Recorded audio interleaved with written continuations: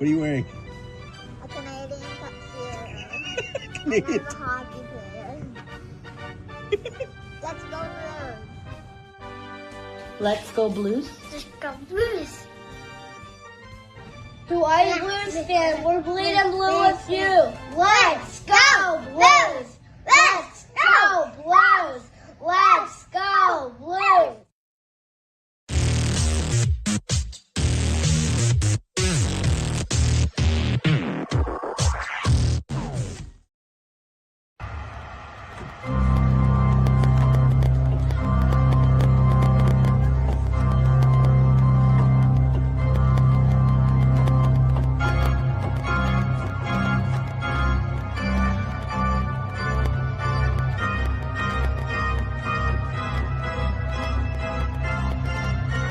Now please welcome to the ice for their pregame warm-up. Presented by Scott Credit Union.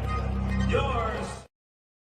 BlueNote fan report.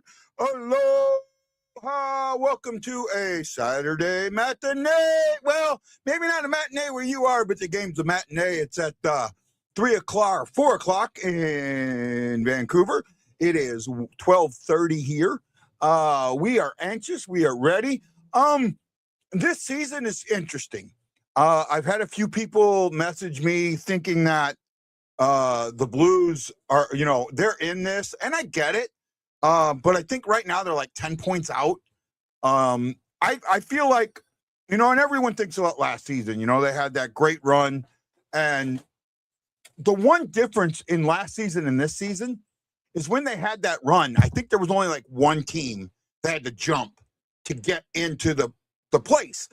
That's not the same this season, right? There's a lot of teams to jump, and there's a lot of teams that they don't control their own destiny, and that's the difference. Last season, they absolutely controlled their own destiny. This season, they don't. So we've got to kind of deal with that. We got to kind of work with that. We got to kind of go with that. What are we talking about? We are talking about the Blues game against the Vancouver Canucks that's coming up here in about 25 minutes or so. This is Guy, the Hawaii Blues fan, and Justin Egale Scott should be joining us lately. Welcome to the BlueNote fan report on Facebook and YouTube. We are your live game day reaction show. We tell you what's going on and what's going to happen and what we think is happening. Justin should be along here very shortly. If you're following the news, a little off that, and for those of you that do know, I live in Hawaii. You could, and if you follow the news, you know that the island of Oahu has had a lot of flooding and issues like that. It has not completely affected me. We have had some very, very heavy rain. Had a good old fashioned Midwest thunderstorm last night. Did not. Yeah, I was not. If anyone knows me, I do not like the rain. I love thunderstorms in the Midwest. Did not love the one last night. But where I am safe. I am good. I am well, and I appreciate any concern. I've had a few of you email me or message me, and I do appreciate that very, very much. Did get some injury news on the Blues. Tyler Tucker is now week to week. Interesting. I mean, I don't know how much it's going to affect the Blues. I think that there are players that they can bring up. I haven't seen the starting lineup. Unfortunately, we're kind of with things going on today. I haven't had a chance to look at it. Where is the starting lineups? Here we go. Looks like they're going to bring Hall in at. So they're taking Tucker and Kessel out. That's surprising. I thought Kessel might tie in, but they got Hall. Broberg and Mailou with Lindstein and Parayko. That's actually been a pretty good pair up there. Lindstein's really learning a lot on that line. Fowler with Hull on the third pair. Hall has been decent, made a few mistakes along the way. The forwards, the starting lineup for the forwards are Robert Thomas centering Holloway and Snuggerud. That's been a good line. Bushnevich with Neighbors and Kairu. That's been a decent line. Dvorsky with Duran and Stenberg. Stenberg has really been showing a lot. And then Finley with new Papa to be Torpachenko and Pierce Suter. I miss Walker in the lineup, but I wonder if he's got an injury or something, because he hasn't been the Walker that we've seen and expect him to be. Not even close. But that's kind of, sometimes it is what it is. Actually, I got the time wrong. It's at 6 your time. Is that 6 your time? Oh, is this an ESPN only game? I wonder, is it an ESPN? No, it's a Fan Sports. So, okay. Just checking some things there. Hopefully Justin shows up soon. Justin, where are you? Could use you, buddy. Thank you for watching the Blue Note Fan Report today. To me, right now, with the way the season is, I just want to enjoy the games, because I know that's it. I know come April, we're done. And then you got the playoffs, and we're not going to be in it, and we've got a long 6 months, right? May, June, July, August, September, 5 months, 5.5 months before we get hockey back.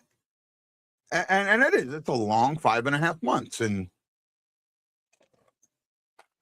we'll enjoy it while it's here. Come on, where's your comments? Where's your questions? Where is everybody? Guess the early games got them not around today. I'm trying to check if I'm missing some things. Da-da-da-da.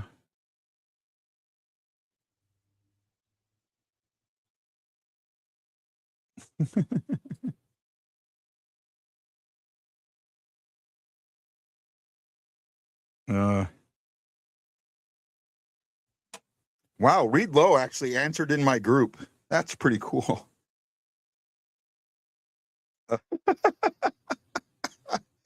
He wasn't talking to me. I don't think he was, but that's kind of cool. Come on, guys, help me out here. I need your help. Makes this a very boring show when you guys aren't helping me out. Maybe I need to adjust the lighting a little bit today. There we go. Yeah, I had the lighting off just a little bit. It's better. Now I'm blind, darker on this side, huh? Yeah. Oh, well. Boy, man, this is weird. No, almost nobody watching the show today, huh? Guess it is what it is. I know E is here. Who else is here? If you're here, say hi. I know you're here, E, so you're good. What do I think of Theo? I like what we're seeing from him. He's a young defenseman. He's played well. He's learning with Parayko. I think that's good. I don't know what type of defenseman he is yet. That's the one thing. I know he's got a point, but I don't think he's, is he a goal scorer? I don't think so. Shocky Man's here. Hey, Shock. Hey, Shock, we might not have as many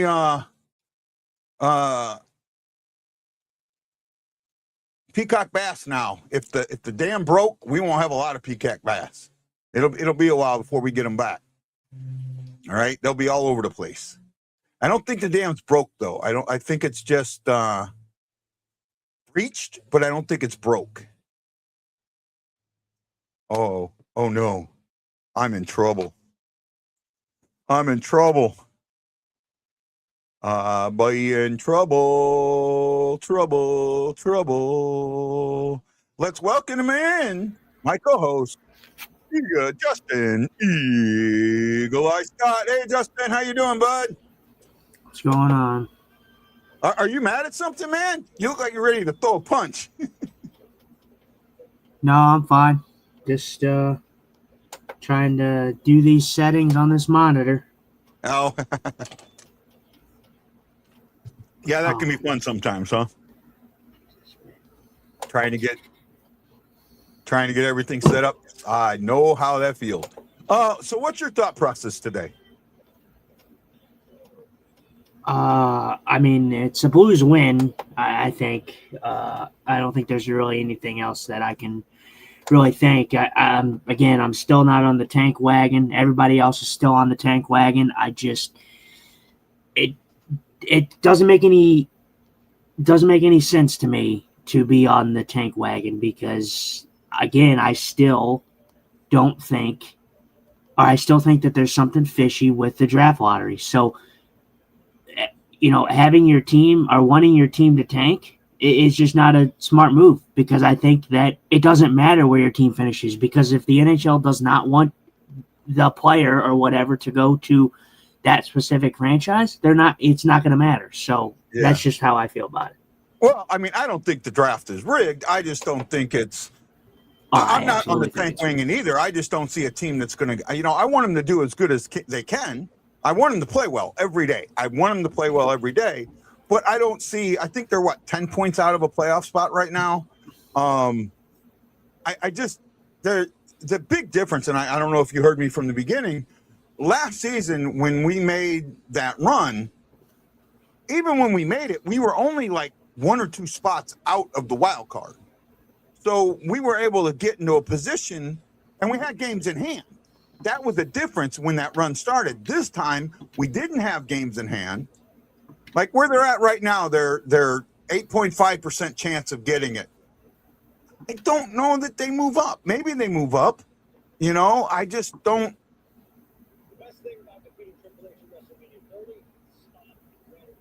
I just don't see it. I don't know, man. I want him to do well.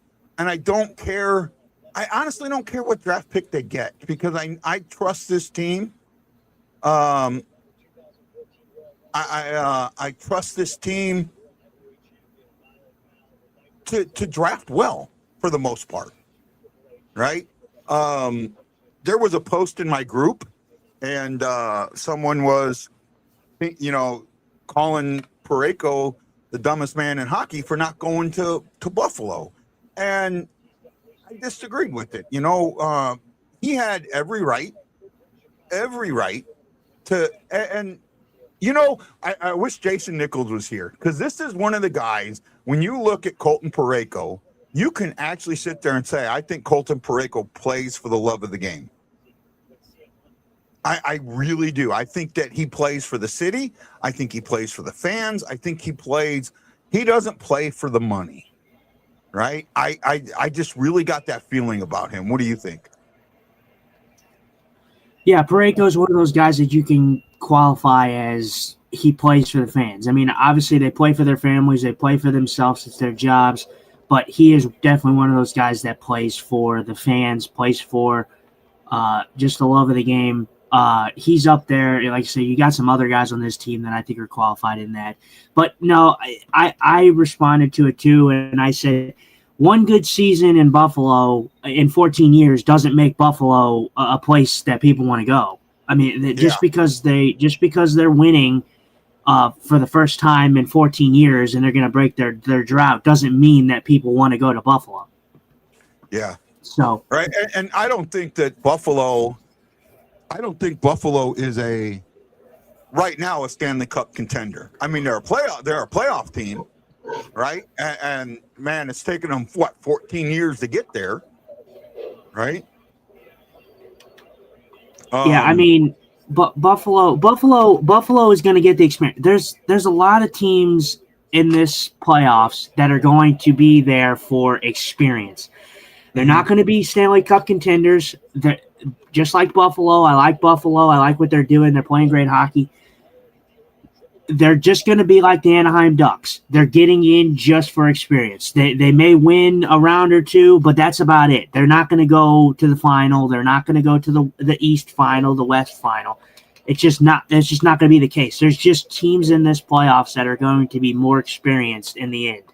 And it's going to catch up to those teams that are not. They've got up. They're showing all these picks. Robert Thomas, 20th. Jake Neighbors, 26th. Snugard, 23rd. Stenberg, 25th. Lindstein, 29th. I mean, that just proves to you that in that category, that wheelhouse that I've talked about, that 19 to 24, 25 range, maybe even go down to 26 or 27, the Blues have done very, very well picking there, right? And So and obviously, I do understand the precedent behind, oh, well, the Blues don't have a top guy. Yes, the Blues don't have a Connor McDavid. The Blues don't have a Nathan McKinnon. But see, the thing is the Blues have never been bad enough for so many years to get those type of guys.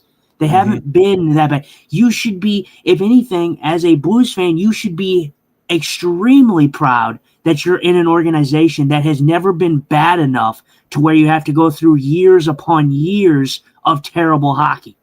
yeah, worst we had it was after the strike season. So this looks like the NFL, NBA, MLB, NHL pods is asking us, Pittsburgh Penguin to the Cup Factor crop.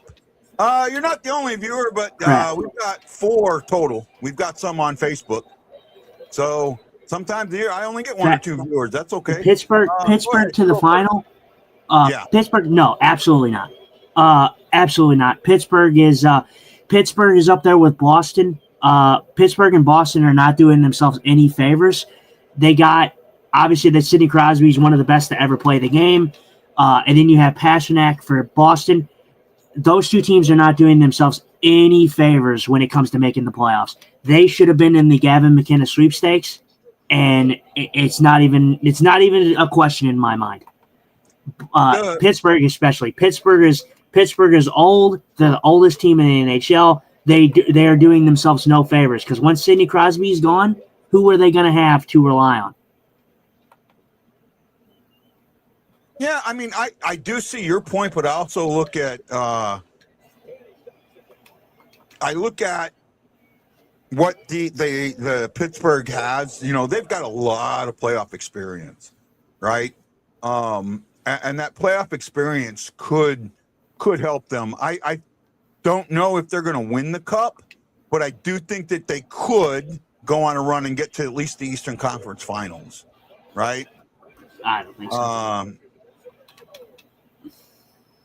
I don't think so at all. But yeah, I mean, with certain teams that aren't in it this year, I mean, it can open up a spot. But I just, that's one of them teams that I talk about experience, and it's going to catch up with teams that don't have the experience. But Pittsburgh's old. Pittsburgh hasn't been in it in a couple of years either.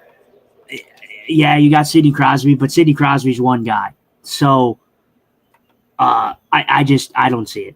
But both teams have strong playoff experience, and that can push you along.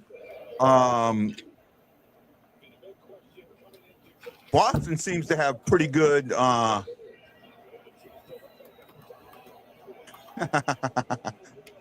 He's saying MLB's asking Boston Hat. I'm sorry, man, but do you watch the sport? Hey, man, you can remember, this is an opinion show, and that's what this is about. It's our opinion. It doesn't make it right, doesn't make it wrong, doesn't make your opinion right or wrong. So do I watch the game? Is that what he's asking? Yeah. I'm sorry, Mr. MLB. Boston has Pastrnak. That and their goalie. I enjoy. Who is it? It's Swayman over there. Swayman's great, but Boston. Let's not act like Boston is some juggernaut. They're not. They're a team that performed very, very poorly last year. Yes, it was an anomaly year for them. They're in the picture for a wild card spot, but. You know, I trust them over teams like maybe like Detroit. I don't trust Detroit at all. But at the end of the day, Boston is not some juggernaut. Okay, like Boston is not going to go far. I'm sorry, it's just not going to happen. Yeah, I name 5 players on the Boston Bruins. Hey, man, let's chill out, bud. Right? Let's chill out. You know, I appreciate you watching, but let's not be. Charlie McAvoy, Jeremy Swayman, Pastrnak. They had. They didn't. Did they get? Did they get Coyle over there? Is Coyle still there? I think Charlie so. Coyle's still there, I I believe. They have what's that one guy's name? Zadorov. Yeah, I can name 5 players. Believe me, I watch multiple teams, man. I'm not saying that Boston is some train wreck. I love David Pastrnak. I think he's a fantastic winger. But it all comes down to depth. And does Boston have depth and star power? No. At the end of the day, I'm going to take a team. I'm taking my prediction at the start of the season, which was Tampa Bay. I'm going with Tampa Bay. Out of every team in the East, I think Tampa Bay has the best chance, especially given the experience and their star power over there. Yeah, I could see that. I could see Tampa Bay in the East. I think the East is wide open, to be honest with you. I think the East is a lot more wide open than the West. I think the West comes down to 2 teams, right? Actually, it comes down to 3 teams. It comes down to Minnesota, Dallas, and the Avalanche. And well, the thing is one of them's going to be out. So depending on the seeding, which that's what's going to be the case.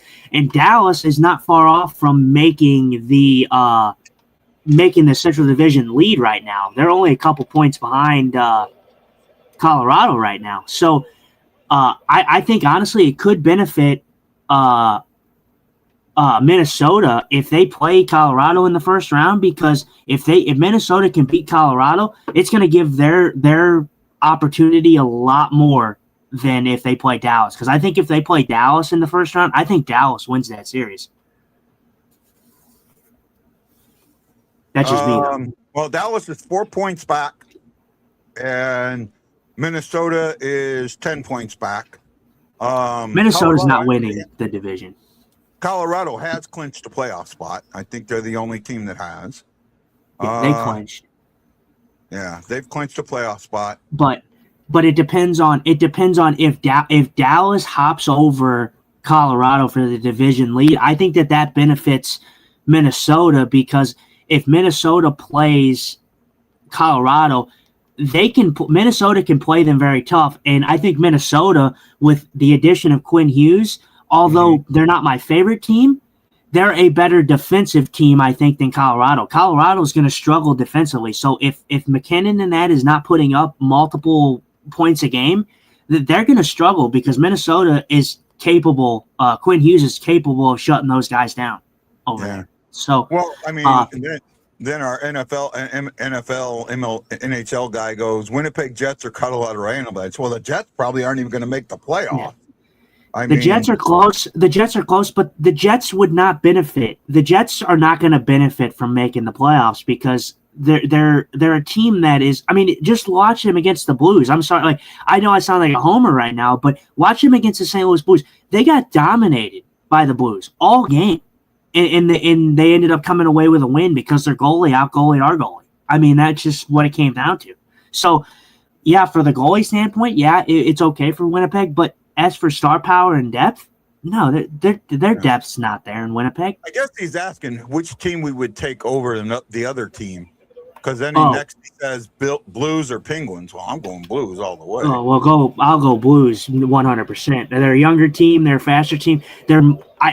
Like I said, Sidney Crosby's the one thing would be like, oh, well, I would pick the Penguins, but one guy doesn't do it for me. I like the Blues structure as a team better than I do Pittsburgh's. I think we have better goaltending than Pittsburgh does. Absolutely. Absolutely. And that right there, that has more to do with a 7-game series than anything else, right? Goaltending. And if you've got the goaltending can carry you through a 7-game series, right? You know what? And then he brings up my favorite thing. Look at the numbers. No, well, numbers don't tell the whole story, right? Numbers do not tell the whole story. Huh? Or for what? For what? Numbers for what? I guess he's talking about Pennington ain't better than either of the Pens goalies. See, that's again. I knew that's where he was going. I knew that's where he was going on Pennington and the numbers. I'm telling you, Pennington is better than his numbers, and I know he is.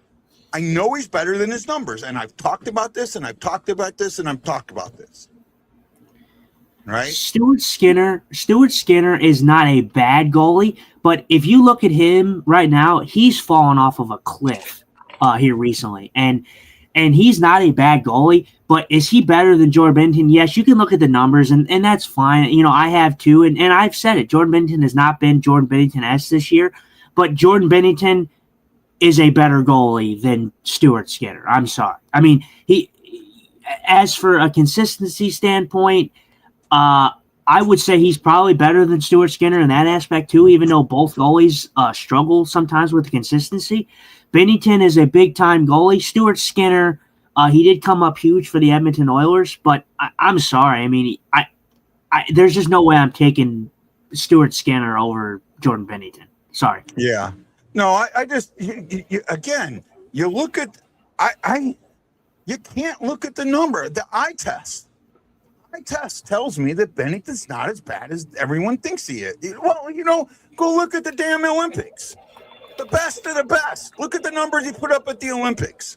That right there says everything you need to say. Right?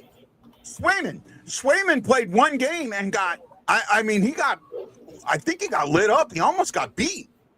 Right? Didn't they win that game like 6-3 or something like that? He gave up a bunch of goals in that one. Right?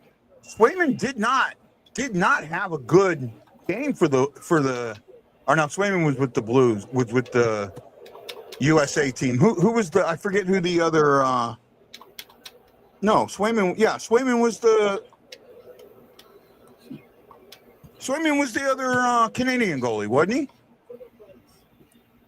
No. Swayman. No, it was.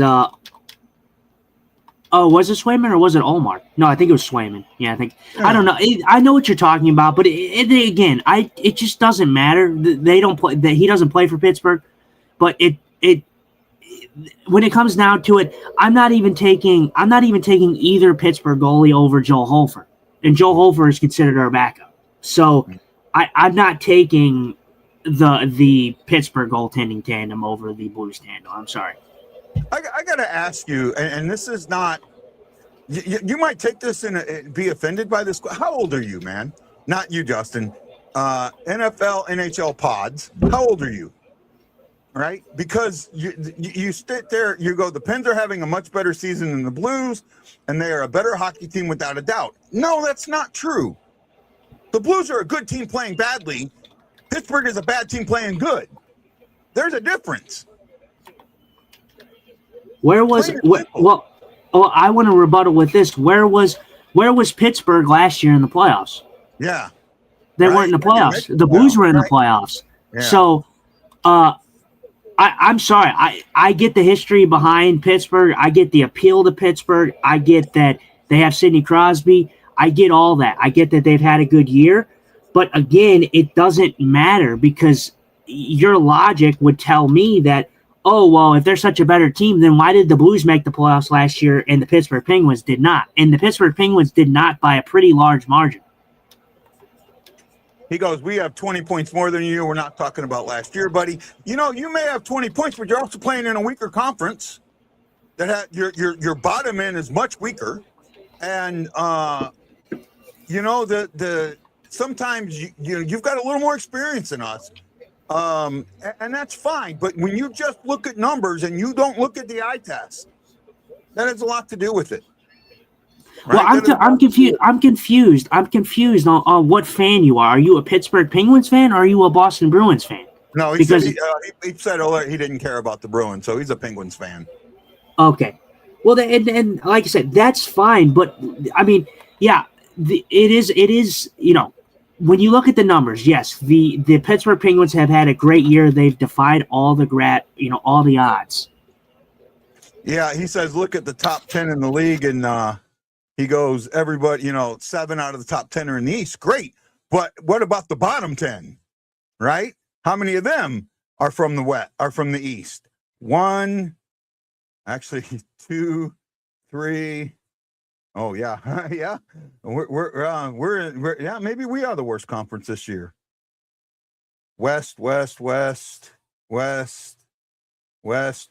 Yeah, okay. He might have a point there. All right. But I know I like how he didn't answer my question about how old he was. You're muted. I know. I was being asked by somebody something.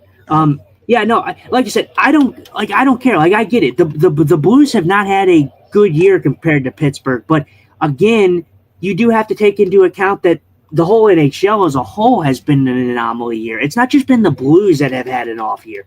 I mean, look at Toronto. I mean, we all knew Toronto was going to be a step back, but Toronto was way worse than what anybody thought they would be. No one thought that they were going to be bottom of the league. He says, Everybody. He says, guess my age. I will say higher or lower. I'm going to say right off the bat, 18. And I think I'm high. I'm going to say 18 right off the bat. We'll see what he answered. Yeah, I mean, like I said, I don't mind. Like I said, I don't mind your logic on the whole. Oh well, look at the numbers. The Pittsburgh Penguins have 20 more points than the Blues. Yeah, that's fine. Everybody can see that. But again, as a knowledgeable fan, I'm not trying to be disrespectful. As a knowledgeable fan, you got to look at more than just the Pittsburgh Penguins has more points than the St. Louis Blues. Sorry, you just have higher, to. He's saying higher, but here's my point. I don't completely believe that that's true because you don't have a picture of you on your thing. You have a picture of a football player, right? So that right there, kind of tells me that you're being anonymous. You're being a keyboard warrior, and that's why I don't put a lot of stock into it. Now we're talking to you because there's not a lot of people watching us right now, and that's great. But you feel like a keyboard warrior to me. Right, and that's just how I feel. Right? Yeah, I mean, like you said, you're entitled to your opinion, and that is a-okay. What's up? What do you say? Ha! Why would I have a pic of myself? Well, I have a pic of myself.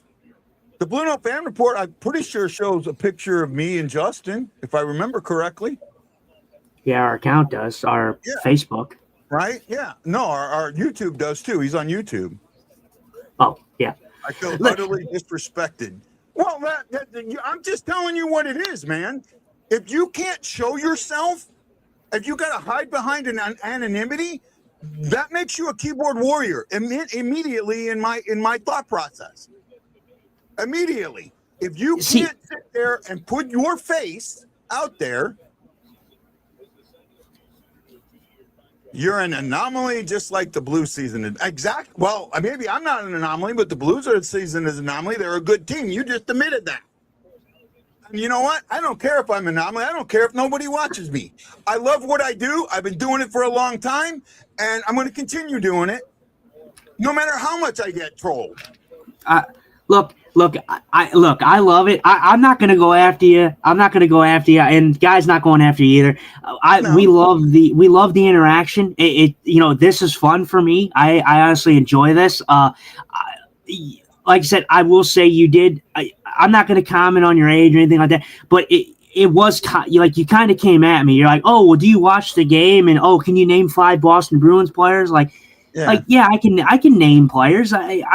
I've watched hockey for what? I'm 26 years old. I've watched hockey for my whole entire life.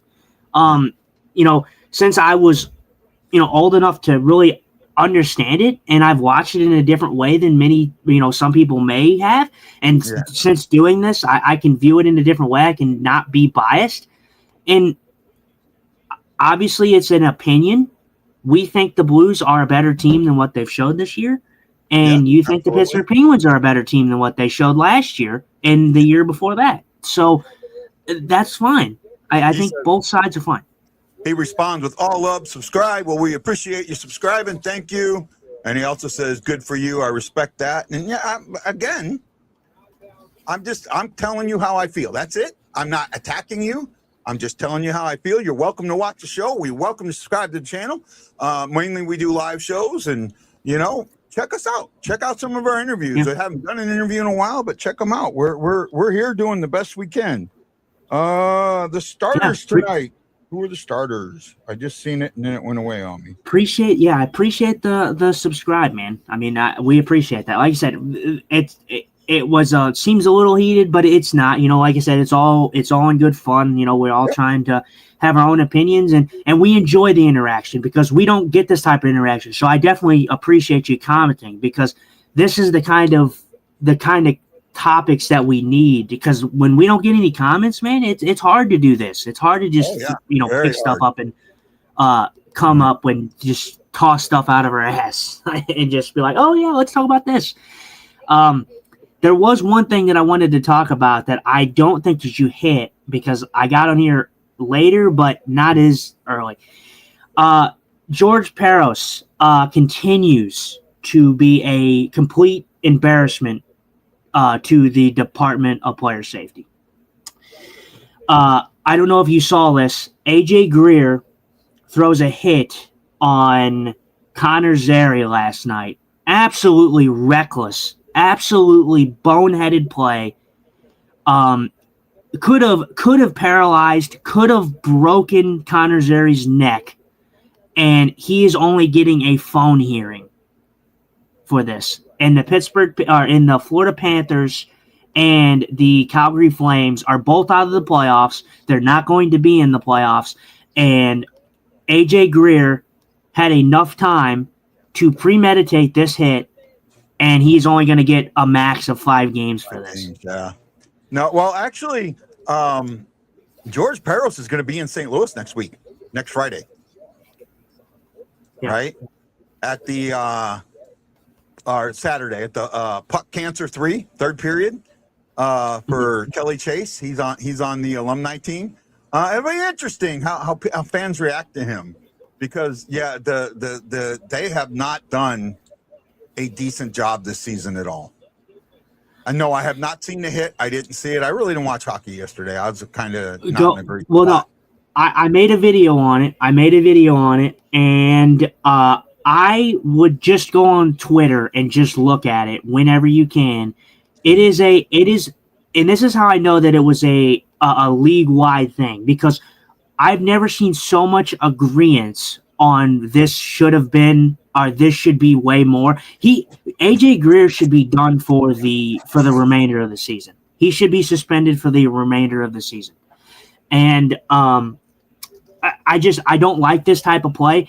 And I think what George Peros has done, especially on the Matthews one that he only gave Gudas 5 games for, this only further shows me that there needs to be some changes, because George Peros had the opportunity to really save some grace here and save some face by making the right call here and throwing the book at AJ Greer, and he did not.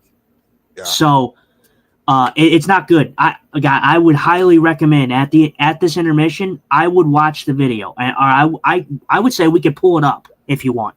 I would pull it up and show it because it's not a good look. It's not a good look for the Florida Panthers. It's exactly why I call the Florida Panthers one of the dirtiest teams in the league. The answer is simple. Shitty hits, whether intentional or negligent, should get a penalty of you're suspended until the injured player comes back. I've talked about that. He has talked about that. I've said that. I have said that I thought that was something that should happen, that I felt that's something that should happen. I mean, the NHLPA is never going to go for it. My biggest thing, what the NHLPA really, what the NF, I'll tell you what, if I was the NHL and in charge of the negotiation, one of the things I would take a hard stance on is fines. And my position on the fines, we mainly hockey. We'll talk other things when if there's like a world breaking thing or something like that. But for the most part, we just talk hockey, right?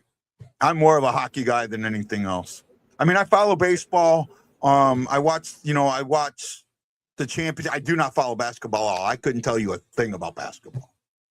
Couldn't tell you a thing, right? I think basketball is one of the. I have a hard time. Basketball is like soccer in a smaller area, the diving and all the what do you call it? The prima donna stuff. right? I've seen that video. Someone sent it to me where, getting asked, why do hockey players never say that they're number one, that they're the best or they're the GOAT? And it's so true. I might play that later, right? As we're getting close to puck drop here.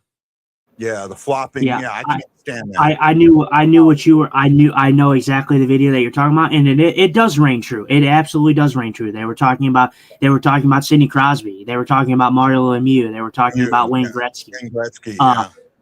Yeah. Why those guys have never had to come on and claim that they've been, that they're number one. They let their actions do the talking. Yeah. They let their play do the talking. Even the flamboyant, and when I say flamboyant, I mean it in a good way, not the way it's sometimes referred to.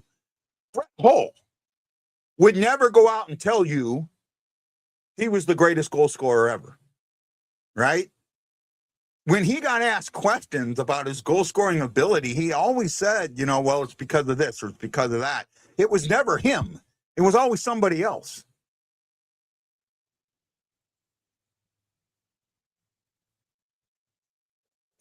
Well, we got the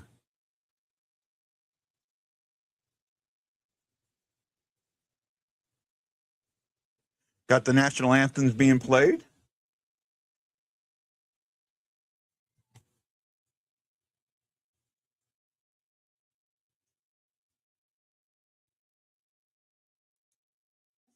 That's a good one. He says they're even better. You could suspend it until the league defines goaltender interference.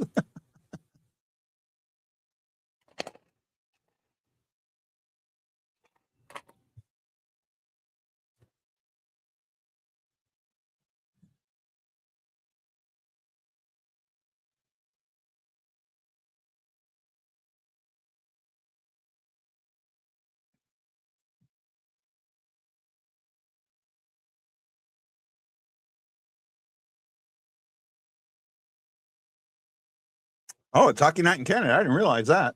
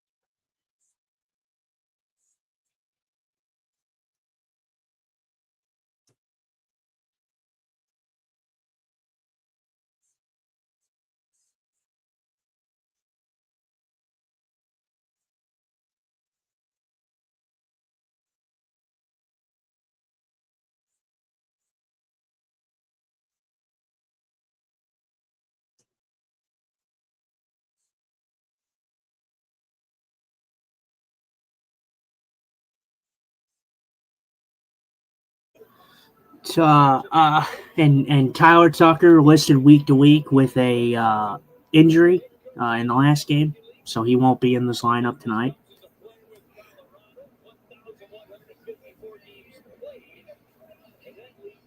Say again? I said Tyler Tucker listed out week to week. He got an injury in the last game. Yeah, I talked about that a little bit. Kessel isn't in. I was surprised that Kessel wasn't in, but I can kind of see Hull over Kessel. Yeah, I would give Hall give Hall see what you got a little bit. Hall's not been terrible since coming in. He's only got a couple games in, but he hasn't been terrible. So, right. Well, this is the game you should win. This is the game you should win, right? And for me, I said my player to watch was Parayko, but and that's because I didn't want the obvious choice because I didn't know, I wasn't sure who was going to be in goal, but I thought if Bennington was going to be in goal, he was going to be the guy to watch. Anytime Bennington's in goal, he's going to be the guy to watch. Because I think, and we've talked about this, because whether or not you trade him in the offseason is so important right now.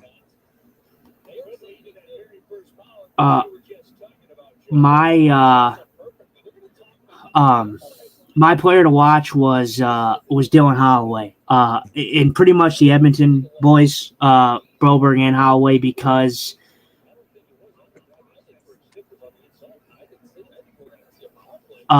The Blues should be getting a power play here. Nope, maybe not. This puck almost, I think, goes out clean. I don't know, though. I had to see another look at it. Montgomery, I don't think, was too pleased about it, but is what it is. I picked the Edmonton boys. They saw a lot of Vancouver when they were in Edmonton. So you think that a guy like Holloway would have a little bit of Vancouver's number. Oh, he's saying that they should have got. Well, they're saying that the Blues player helped put it over.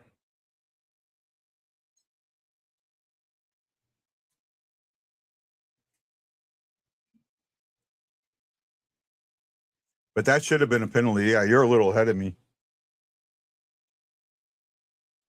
Oh, yeah, you're way ahead of me. Get me caught up.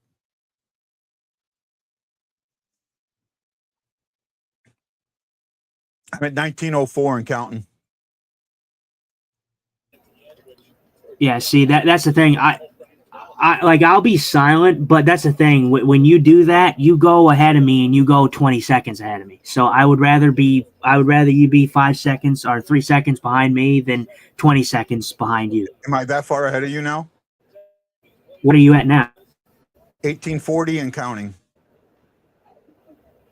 Okay, yeah. You're about 10, 15 seconds ahead of me, somewhere around there. Oh, wow. Sorry about that. I don't care. Like I said, I would rather be quiet and not do that and then be only like or you be 3 seconds behind me than me be 10, 15 seconds behind you. Okay. I didn't realize. I thought you were a lot further ahead of me. I thought you were like, when you said that, I thought you were like 5 or 6 seconds ahead of me. That's why I was trying to catch up.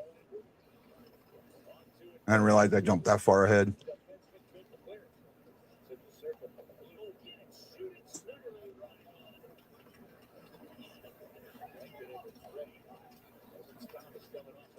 Oh!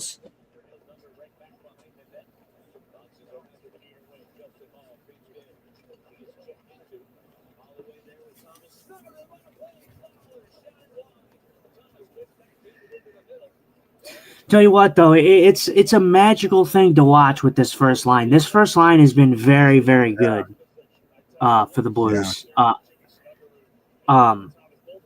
All guys firing just all cylinders. They just know where each other is. Yeah. Well, I mean, he was wide open. Wide open. Oh, may you just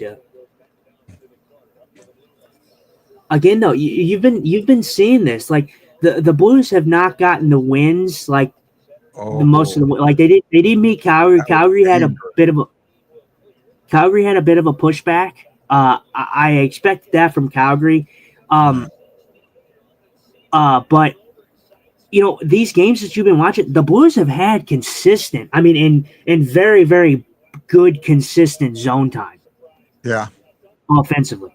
So that's something that the Blues have kind of struggled with is not having that zone time. Well, these 3 games, they're 0-1-1, the last 2 games, they played very well in both games and should have won. They outplayed Winnipeg completely the entire game. They completely outplayed. Yeah, they outplayed Winnipeg in the whole game. Calgary pushed in the first 2 periods. The second period better than the first, and in the third period, the Blues controlled the third period in the Calgary game. So it's just been fun to watch. This team has been exciting to watch that they've been getting this amount of zone time with the pieces that they got rid of at the deadline.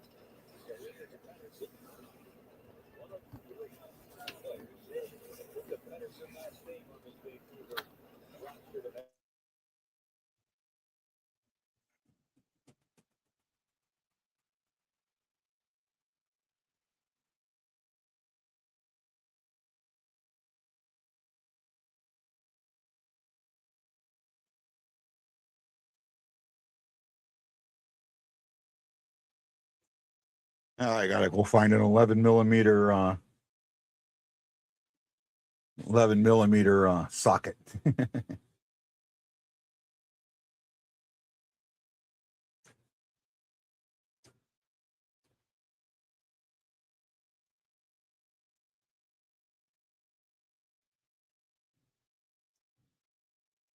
Oh, and then neighbor gets called for a tripping, and that was if their feet were tied up.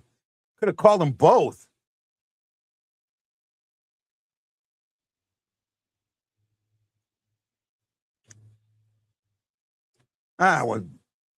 Man, I have given the refs the benefit of the doubt all season long, but to see some of these penalties get called.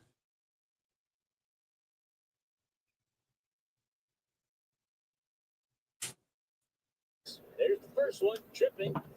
The Blues, and this is, like I said, this at this point is not surprising at all. The St. Louis Blues in this stretch of hockey have not been getting any benefit of the calls. And again, I know we don't like the precedent of, they got to call penalty. But for me, the Blues have not been getting power plays until late in the second period or in the third period. Yeah, and it's their first power play. It's not like it's their third or their third or the third or their fourth. It's their first power play. So the fact of the matter is, I'm sorry, the Blues have not been getting the benefits of the calls since the Olympic break. Well, especially with the puck over the glass. That was obvious, but they said that the Blues player helped force it over, I guess, because it wasn't tipped. It definitely wasn't tipped. And then you look at that call. And they were both fighting for a puck. That's one of those where you can let it go, but they didn't. Well, and it was if you look at it, it was pretty weak. I don't even think Neighbors got his. I don't think he got his stick in the skates. I think he was on. I think he was on his leg. He got him in his legs. He got him in his legs, but they were both like falling over each other at the time. Oh, good. Yeah, no. Well, and that's what I'm saying. But I'm saying, like, in the skates, like the stick physically in the skates, I think it was on his legs. So I think it was pretty weak. Well, to be honest. A trip doesn't have to be in the skates. It can be on the legs. No, it don't. But I'm saying from where it was with them battling for it, I don't know. Like I said, that was my point. I felt like they were both battling for the puck, right? That wasn't. I mean, I see the trip, but I don't see the trip, if that makes sense.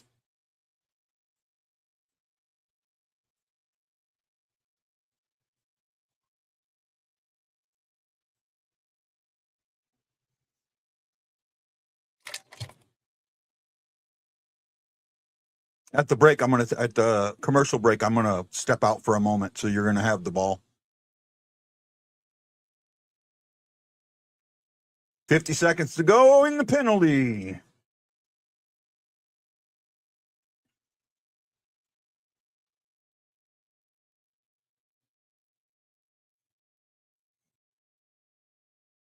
Oh, Bennington, good save.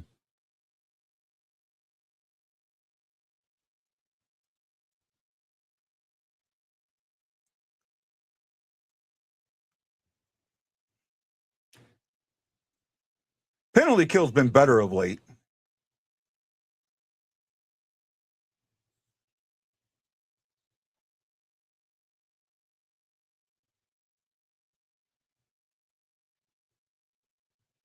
Nice one. Hey, Justin, thoughts on what the Blues should do this offseason? The Blues are for their off season. It's going to be interesting because for me, I think me and Guy are still in the same boat that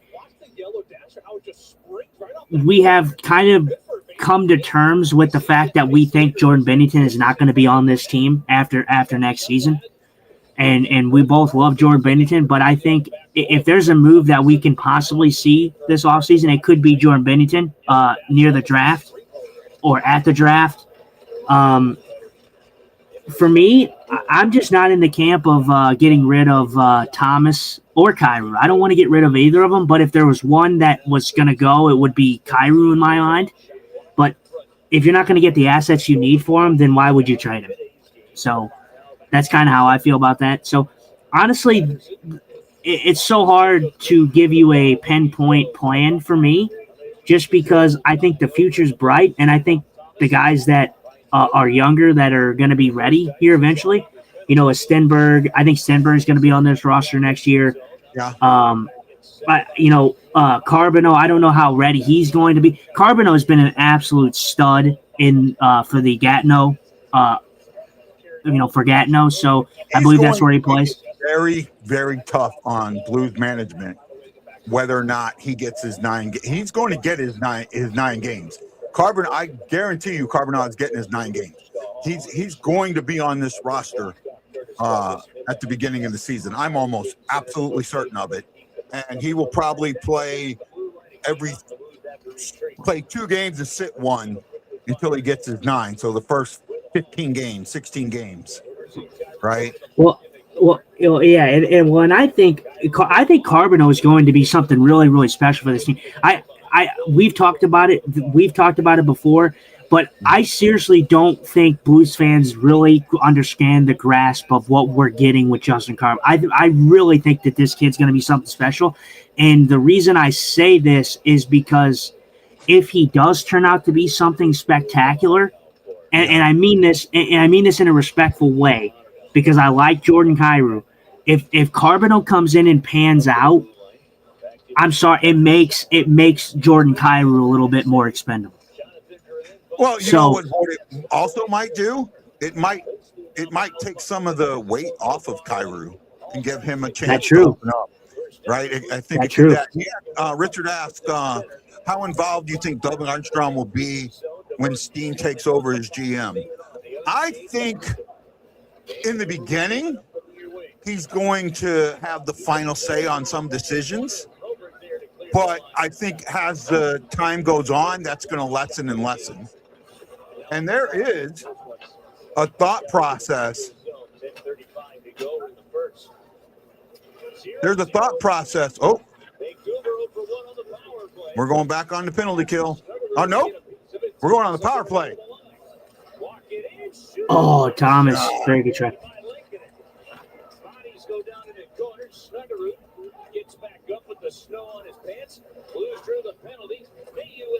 Ooh, Mayu. Very good shot by Logan Mayu right there. I'm telling you, this first line is something very, very special to watch because this first line is zipping this puck around. And something we haven't talked about, Broberg and Mayu have been pretty good together. I mean, Logan Mayu is finally – I mean, not finally, but he's finally in that system. I feel like he's finally committed to that Blues system now. So, I just – like I said, I don't think Mayu maybe will be a top pairing defenseman for this team, but, him being in the top 4 – yeah, him being in the top 4 is not that far off. For me, at least, as of right now. I mean, he's playing very, very good. And just that first line, man, that first line is just something incredible to watch right now. They are just something special.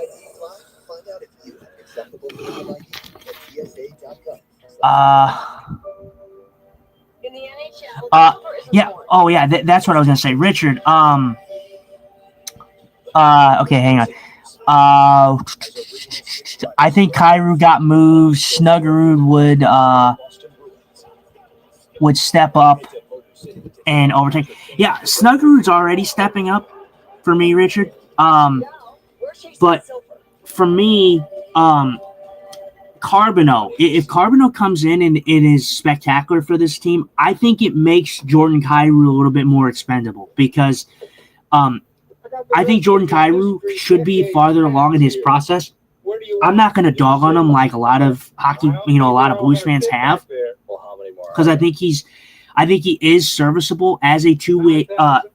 He's played a two-way game, and I think that he's only increased year by year for the Blues. But I think with Carbonneau, I think you either see one of two things. I think you see what Guy said, where Carbonneau kind of takes some of that pressure off, and Kyrou can just be the player that he needs to be. or you see a situation where Carbonell comes in and he's great, and it kind of makes Jordan Kyrou a little bit more expendable, where you can get some pieces for him. So I hate to say that because it sounds negative, but I gotta be fair and I gotta be truthful to all you guys watching. Like, I wouldn't be me and I wouldn't be doing my job properly if I didn't tell you, Yeah. No, my I truth. agree with you. Carbonell came in at 18, 17 or 18, and was absolutely just amazing.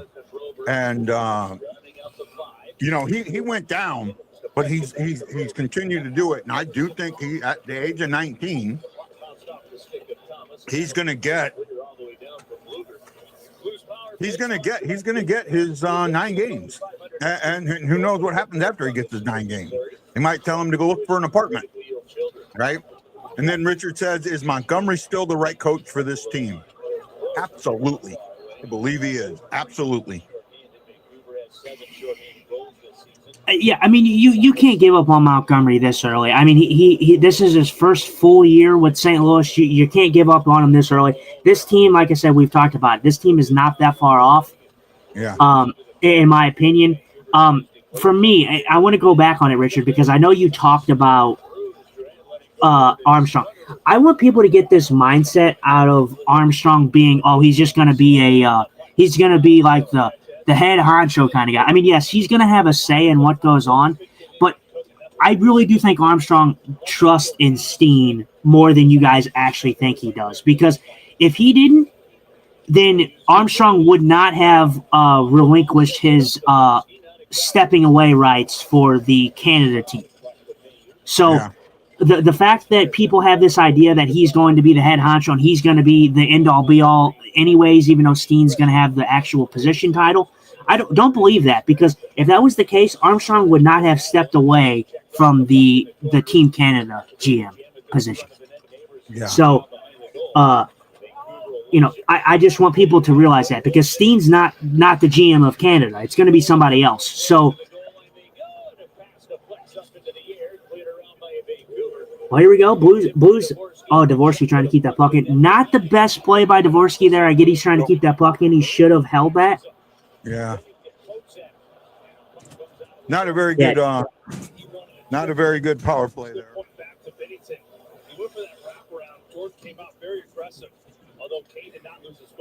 Yeah. The power play has been a struggle for the Blues, but I get Dvorsky was trying to keep that puck in. Dvorsky should have kept that puck. He was not. He would have been able to keep that puck in. He should have just turned around and took his space.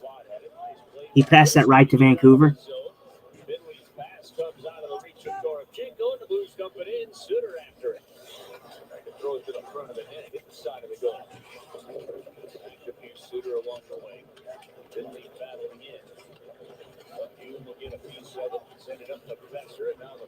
Been a good period so far. I mean, each team's gotten a power play. I mean, the Blues got a power play early this year, or this game. Oh, Holloway. Good play there. Yeah. I just, for me, just everything about this line, I mean, they just know where each other are. And breaking out of the zone just looks flawless. There's one thing that I'm seeing now that we did not see last year when they made the run. Last year when they made the run, one of the things that I talked about a lot, and I don't think you weren't with me yet, Justin, but I saw. Hold on, Warcher's trying to run away again. Give it a second. Okay, it's happy now. Last year when they made the run, what you didn't see is when the puck got when the other team touched the puck, the Blues didn't immediately fall away. They were very heavy. They kept on the puck, and you're not seeing that now. You're seeing as soon as the other team touches the puck, the forward's starting to back away. And I think that's a change. That's a mentality that's got to come out of them. That's a change. And unfortunately, I think when teams lose, that's what happened. Oh my God, I lost the puck. We got to fall back. We got to, it's a mentality that's got to get taken out of them, to stay on the puck, to stay, to keep on that forecheck and not, immediately give up and back up. Let other players do that. That's what your defenseman's job is, right? It's your defenseman's job to fall back. Stay on the puck. Let your defenseman handle it. And that's what I think, once that kind of change starts happening, that mentality changes.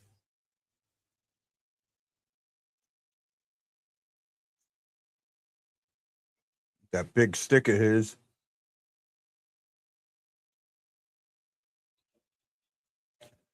Man, this is the third game in a row. They have shown good cycling.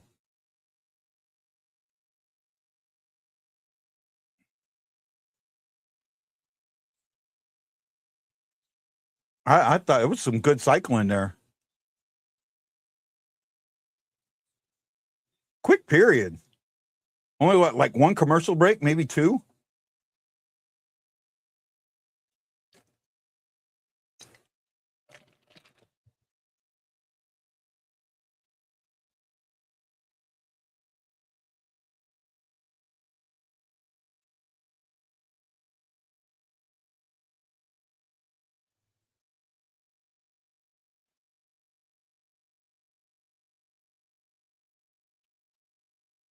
Snuck a shot right through there. It was a good play. Just missed. Nobody saw it. Uh-oh. Oh, there we go. Fowler, nice back check there.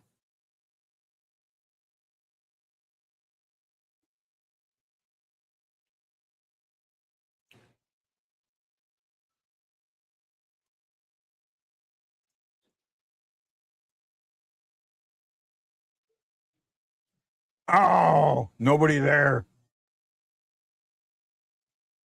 Nobody there.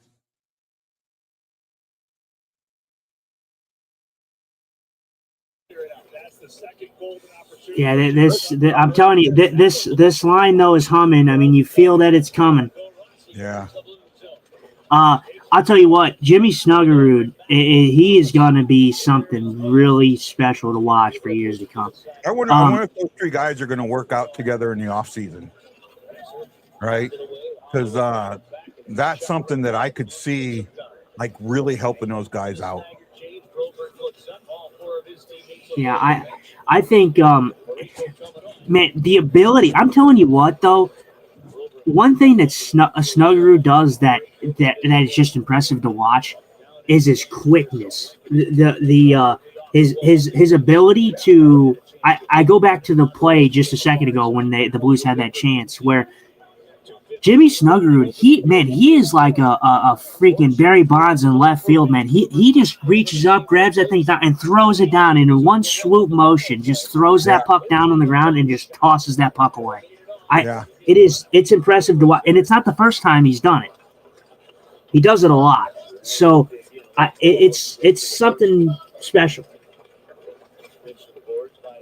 Tell you what, though, the Blues have been getting some massive zone time in this period.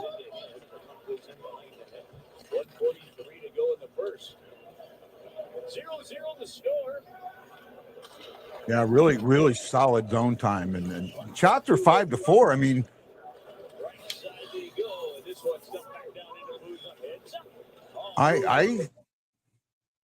it's good game. I mean, solid game so far.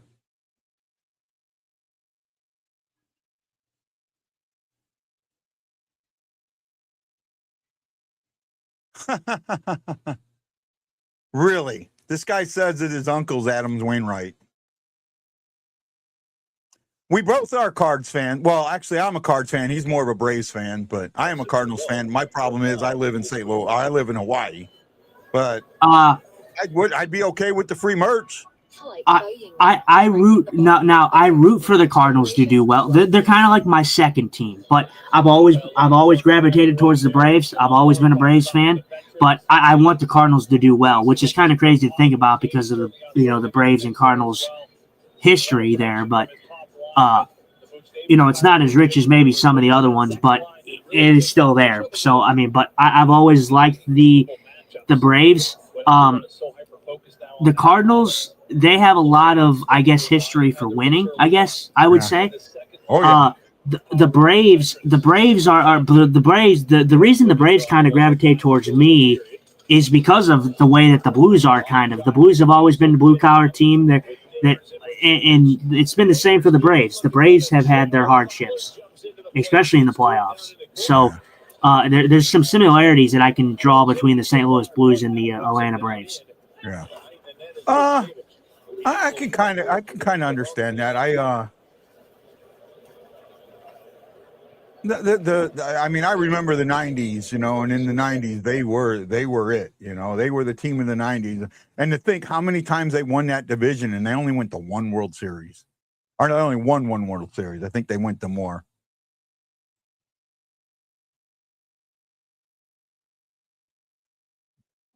Well, I wouldn't need season tickets. I wouldn't mind getting a signed baseball or a signed glove or something like that.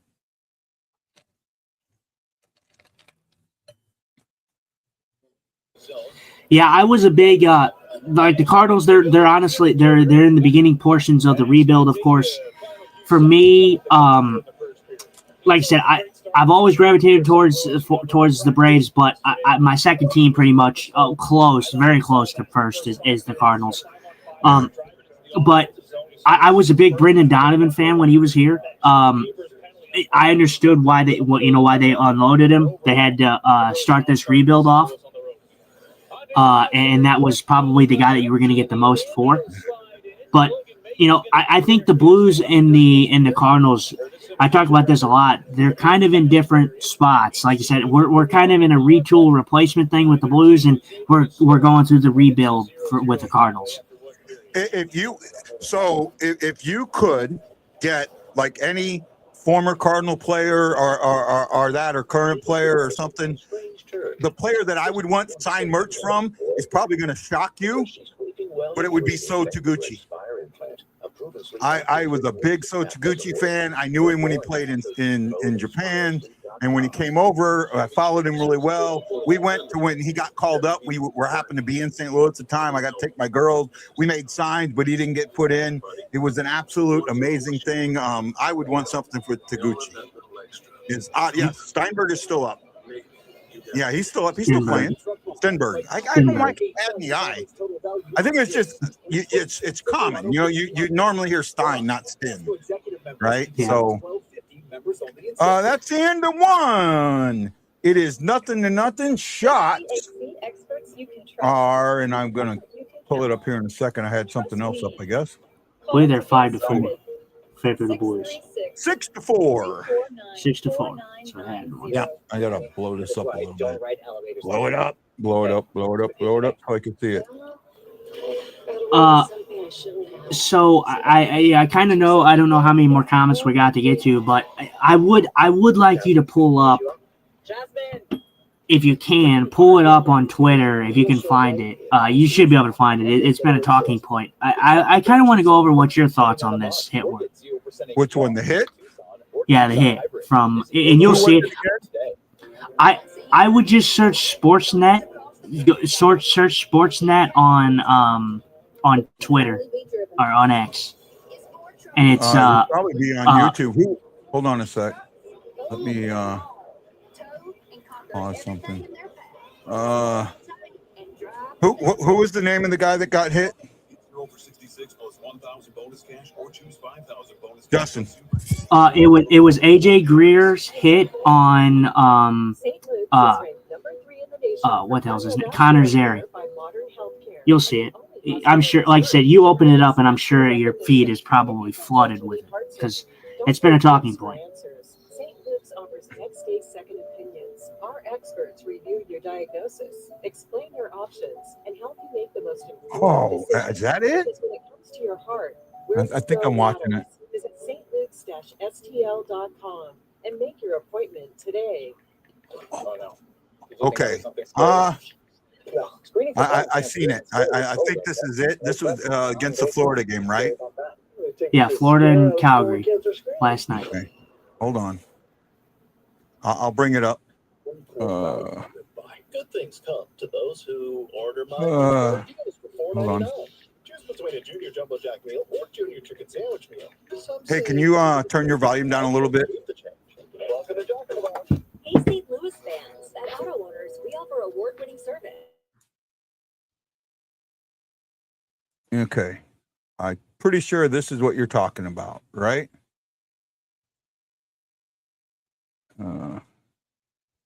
Go to here. I think, yeah, that'll still work.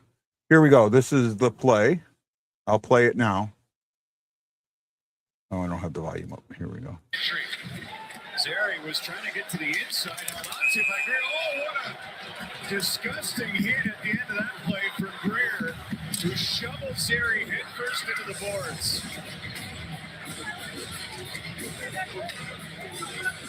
Oh, yeah. He immediately reached for his neck. What gets me is the referee doing nothing, never going over to the player. Head athletic therapist is attending to Zeri right now. I have no idea what A.J. Greer was thinking in this situation. Such a dangerous play. First of all, he got away with a penalty prior to this. And now, just when the player is so prone, sliding into the boards, Connor Zeri, oh, that's a good sign right there. He gave him an extra shove. Is Zeri out for the season, or? Well, there will be some sort of disciplinary action against Greer for that. As you mentioned, I do not know. We'll talk about it in a minute after you see this replay, but they'll show the replay. They should. That should have been a penalty. And now, all of a sudden, oh, my gosh. Oh, yeah. Why would you do that? Yeah, yeah. I'm going to look at this. Maybe heat of the moment, but he let his anger get to him. It should be an in-person hearing, but I also think an in-person hearing would probably only give him 5 games. Right? And I could be wrong, but I do think that an in-person hearing, he might still only get the 5 games, not the 10. Right? Oh, I talked about this in the video, and I even brought this up when, with the lips and everything. Matt agrees with me, and he said it first. AJ Greer, he should be done for the whole season. The impact of this hit, the fact that both teams are not in the playoffs, they're not anywhere near the playoffs. There's no reason to throw this hit. Obviously, Zeri walks off on his own accord, so obviously that's going to lessen it a little bit, but it doesn't matter because he goes for the neck. He goes for the neck immediately. You don't know what could happen if he breaks his neck or if he goes paralyzed. AJ, Zeri's career is pretty much over. So this is a hit that is unnecessary at this point in the season with 2 teams that aren't in the playoffs. It's just an unnecessary hit. So for me, if I'm George Peros, he should have been done for the whole year. He should have been done for the rest of the season. I mean, there's only 13 games left, 14 games left. He should have been done.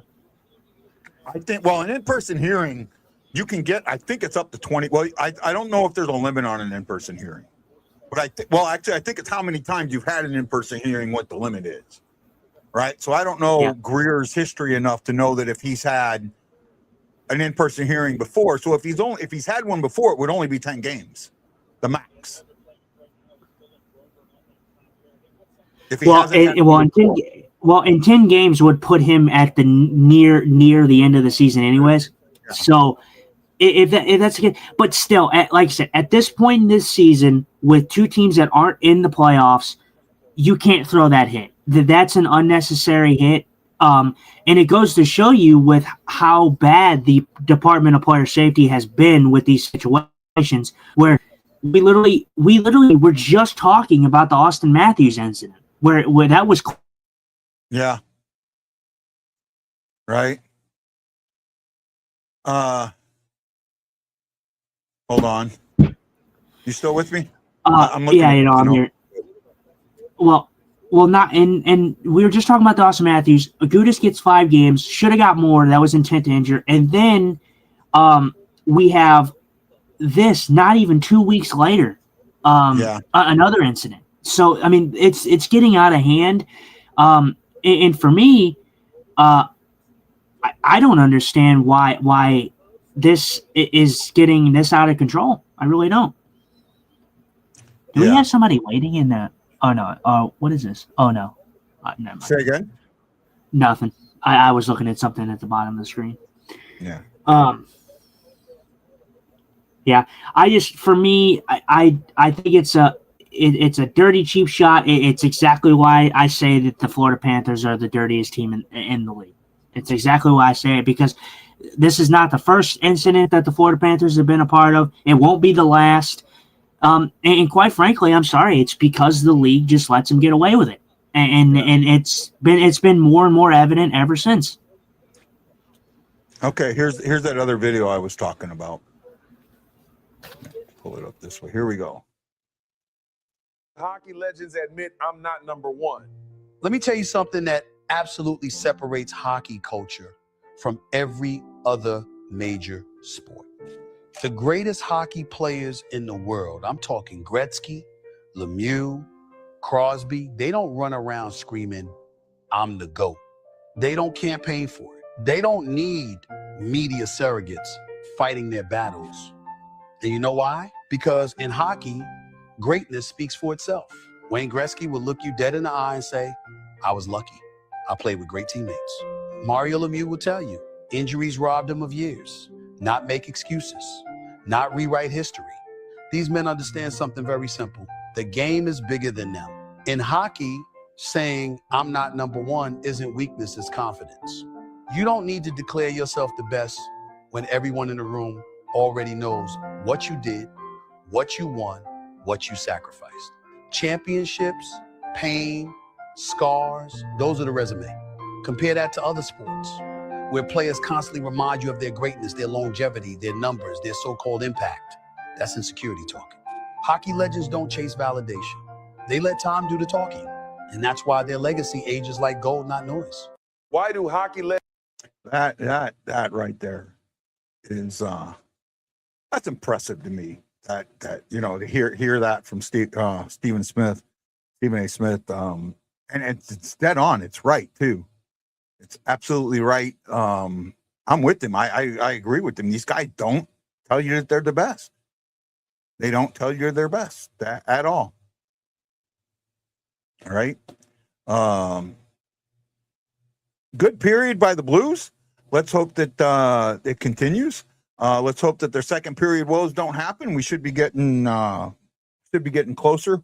Stats. Let's go over the stats real quick. One penalty for each, no scores. Neighbors got one at the 4:55 mark for tripping, and then Lincoln got one for tripping. The goalie gets one for tripping. Shots were 6-4. Or no, they changed it 5-4.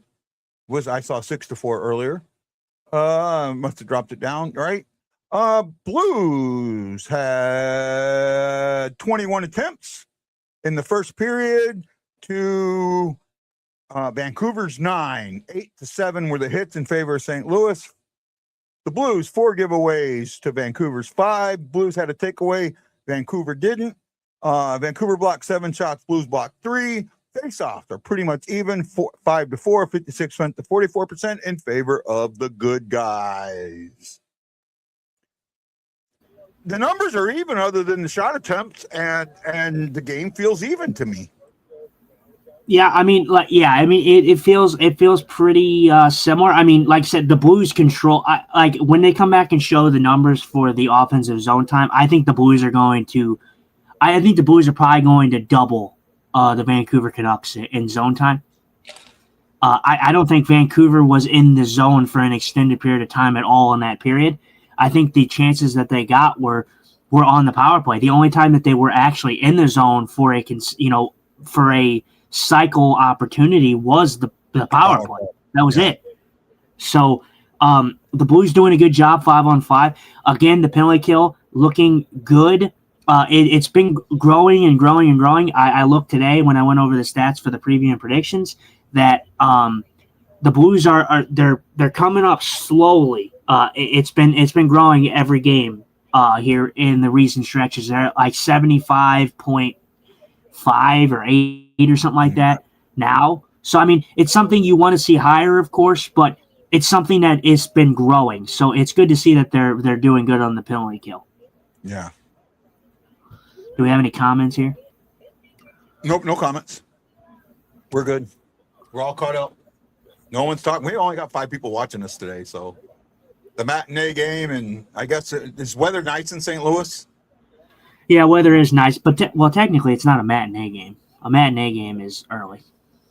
I mean, matinee for you maybe, not matinee for us. So, technically not a matinee for us. For you, yeah.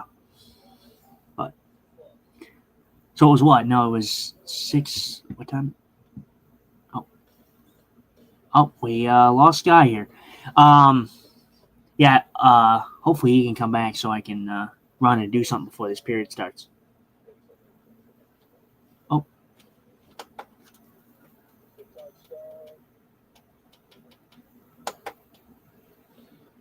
Jakey Neighbors.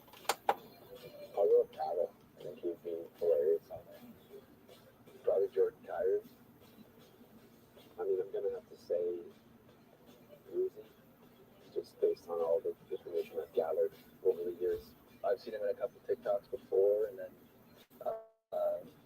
yeah, I just got famous one day. He can dance, he can sing a little bit. That's pretty cool. They're going over. I didn't hear the initial thing, but Hofer, I'd say. They're going Joe Hofer. Hofer, yeah. So I don't know if they're going over like who would be a better TikToker or what's the question, but that's pretty cool where they asked the Blues and they had a bunch of Blues answer. A lot of people said that it was the Kairu would be good, and then Hofer was My some of them. soundboard locked up for me for a second, so that's why I was out. So the Blues almost have a minute more time on the attack than the Vancouver Canucks. 2:41 to 1:44. Yes, I heard you. Okay.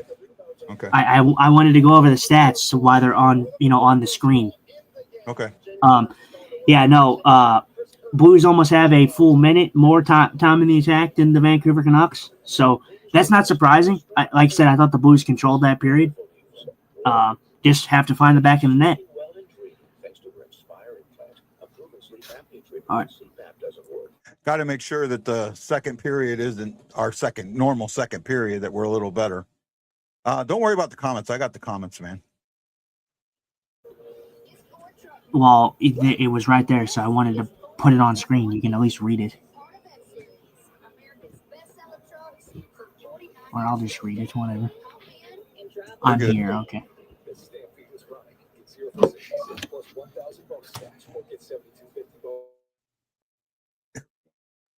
Okay, I'm back. I had to get reconnected.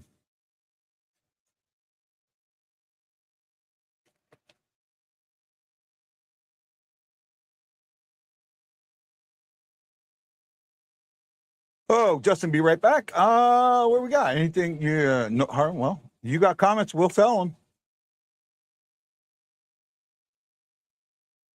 Commercial break.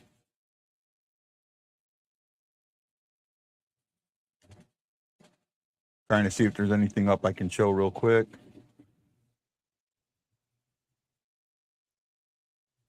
I tore him up, and of course he never responded.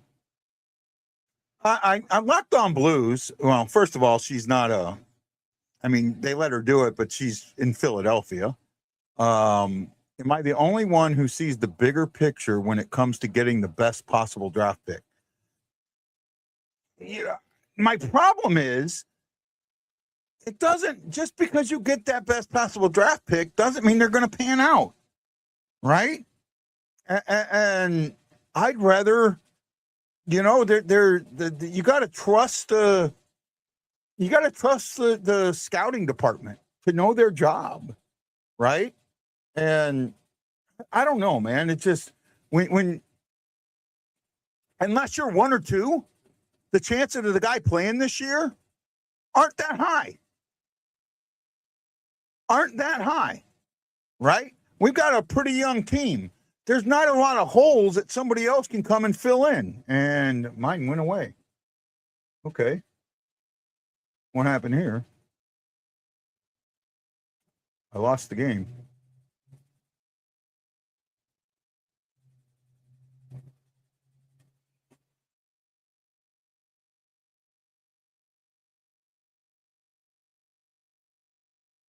I lost the game, guys. Give me a second. Trying to get it back. We don't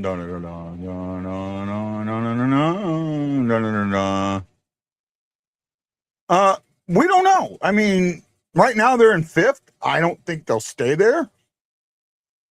I think they could move. I think they're going to be in that. They're going to be in the top 10. I do believe they'll be in the top 10. Yeah, there you go. The Nail Yakupov. Yeah, absolutely. Right? And then look at I was thinking about this, right? If you go back and look at the Blues, how many years do you want to go back? 30 years and look at the Blues top 10 draft picks? They haven't had a lot of them, for one. And I don't think any of them are in the Hall of Fame. Right? Game's back on. It's 1853.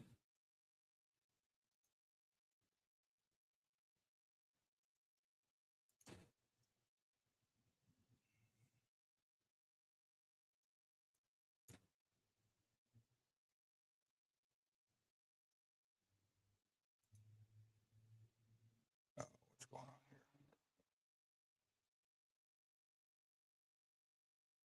here? I'm trying to pull something up here real quick, and we'll talk about it.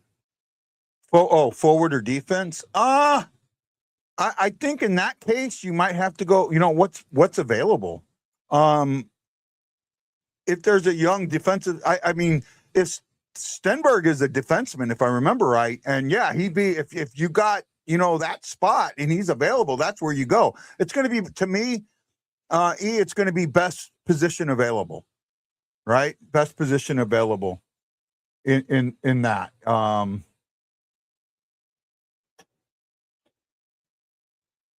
Yeah, to me, it's going to be best position available.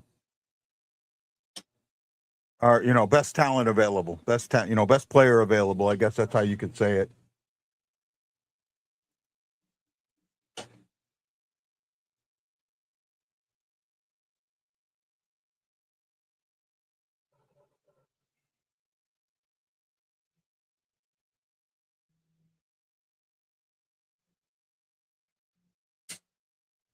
Blues get there first, no icing.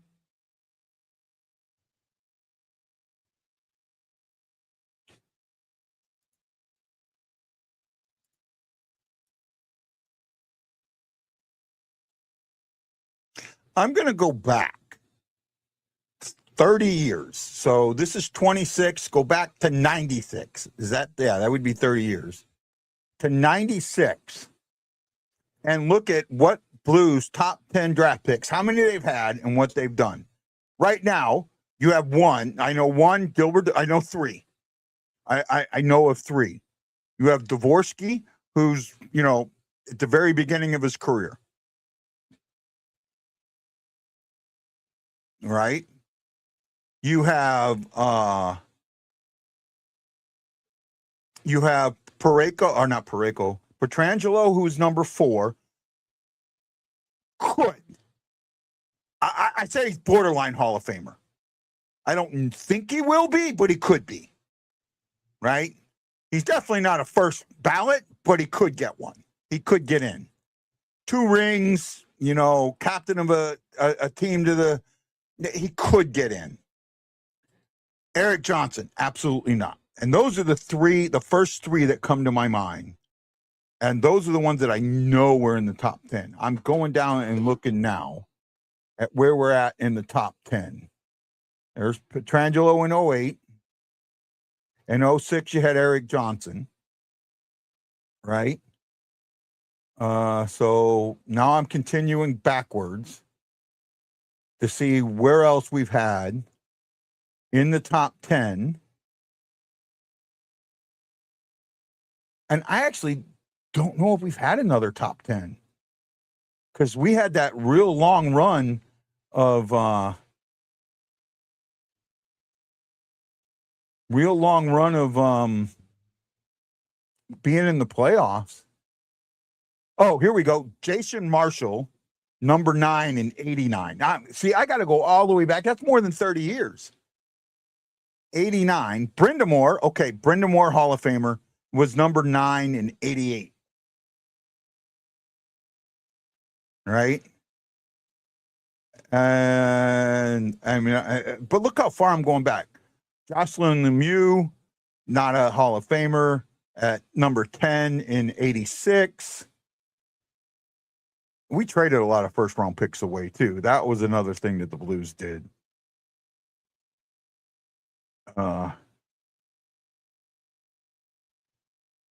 So going all the way back to 79, Perry Turnbull was our number 2 overall pick. Wayne Babbage was the number 3 overall pick in 78. Right? Neither one of those guys are in the Hall. Babbage had a good career, though. Scott Campbell in 77. I don't remember him. He only played 80 games in the league. He was 9 overall. So, really, we have one, maybe 2 solid Hall of Famers, and I'm going all the way back to 76. At number 7 was Bernie Federko.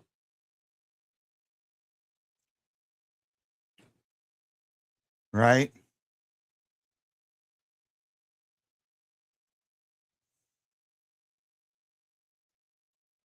I'm looking at some of these names and I've met a lot of them. Right? So, really, first of all, we haven't had a lot of top 10 picks. And second, we haven't done that great with them.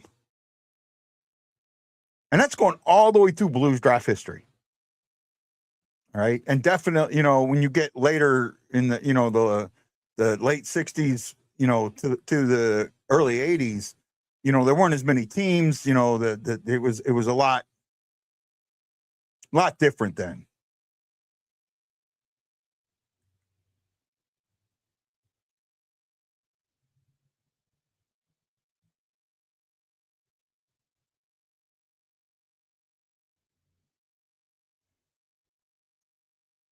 Oh, Snooki with another good one.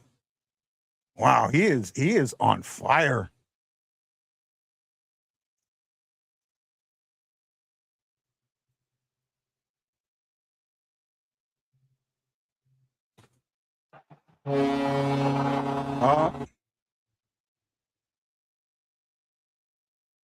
They called it off.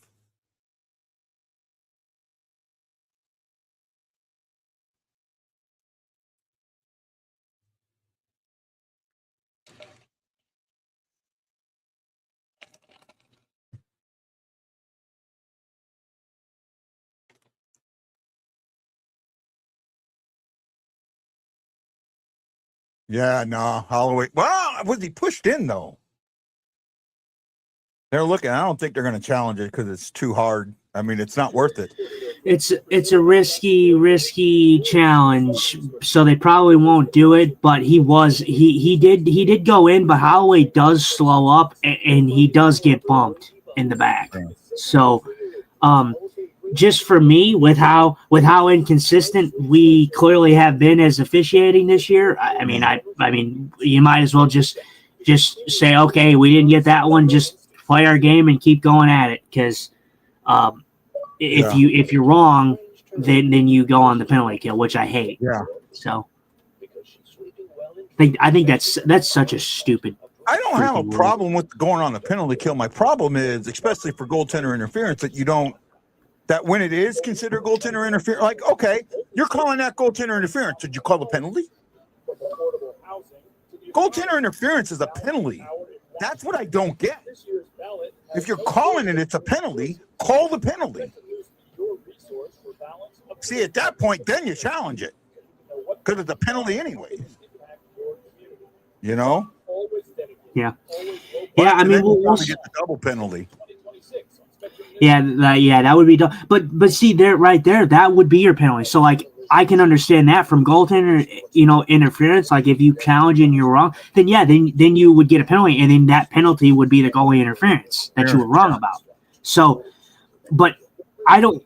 For me, I don't like the precedent of if you're wrong on a challenge, you're in the box. I just don't like that because I feel challenges are there because they should be there to get them right, and the fact that they're there for he's pushed. Peterson that's what pushes him. that's what I said. But again, like I said, with how inconsistent the challenge, it's not worth the challenge. Exactly with you're controlling this game. Yeah, with how inconsistent it's been. Yeah. And the fact that it was a no goal on the ice, they would make it a bitch to overturn. Yeah, I'll tell you the other thing. The other reason that I wouldn't challenge it is because you were 3 for 3 in the last game. There's no way you're going 4 for 4. You know what I mean?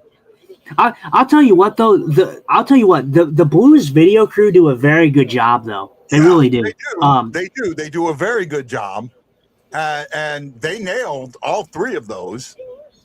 Mm-hmm. And the video team kept us in that game. Yeah, they kept them in the game for the first 2 period, or for the first period, and then the second period was better than the first. But then the Blues controlled the third period, so they kept them in there to the most of the second, and then the third they were fine. But oh, by the way, found out the record for the most overturned goals is 4. 3 by one team, 1 by the other. And it was a game, the Avalanche, and I forget who the other team was. No, it was Edmonton and somebody else. It was Edmonton and somebody else. Yeah, no, I just meant by one team. Yeah, by one team. Not combined. Yeah. But yeah, I mean, like I said, the Blues are getting, especially the top line. The top line's been excellent. They got one overturned, obviously, but if they keep putting on the pressure that they're getting, they're going to get another one.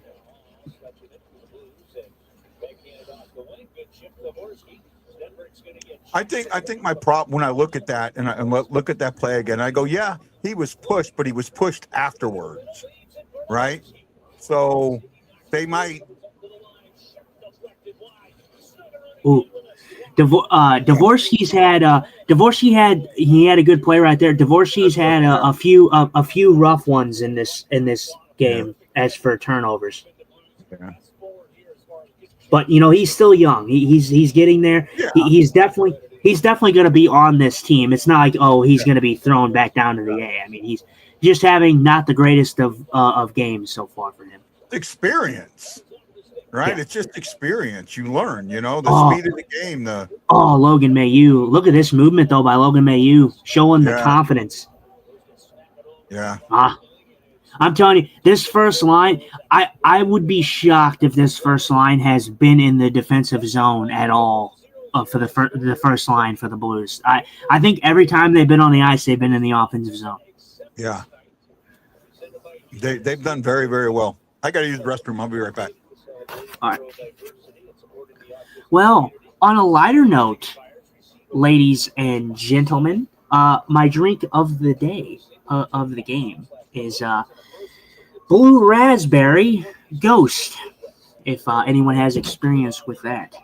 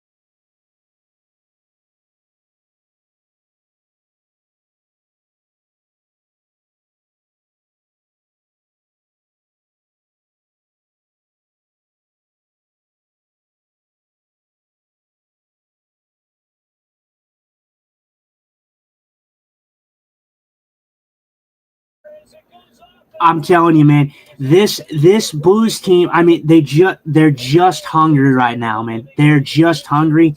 I cannot believe Robert Thomas doesn't put this in the net, but Robert Thomas gets this puck in front, and a good save by Lincoln. And again, the referees gathering together. They're looking at this. Fantastic goal here by the Blues.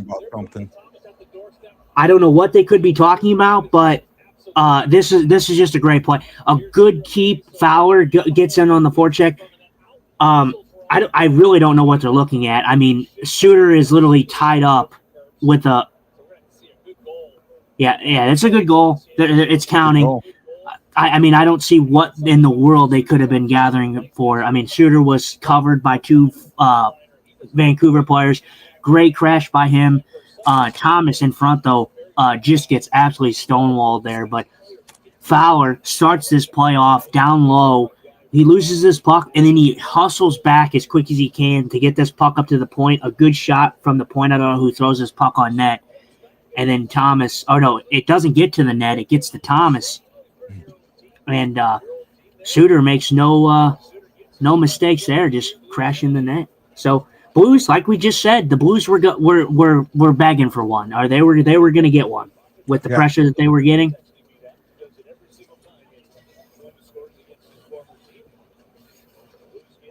Oh, and Suter just misses Finley.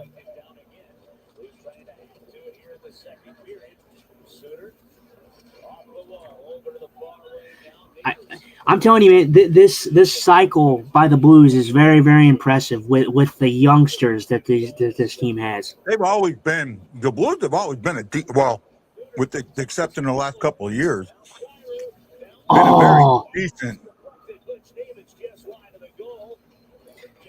decent cycle team. I mean, they've been one of the better teams on the cycle and using the cycle the right way. And you're seeing that. You're starting to see that.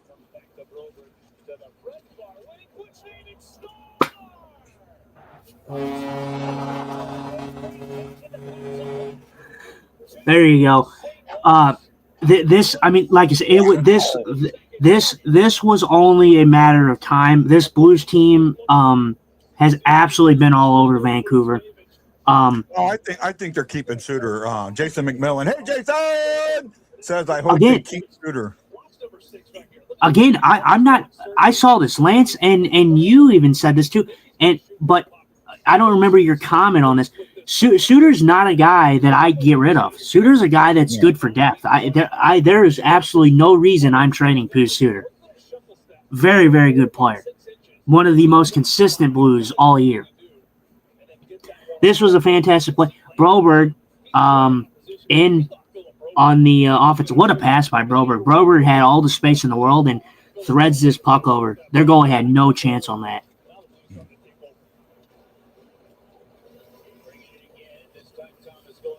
That was a nice little pass, but just little ill-advised.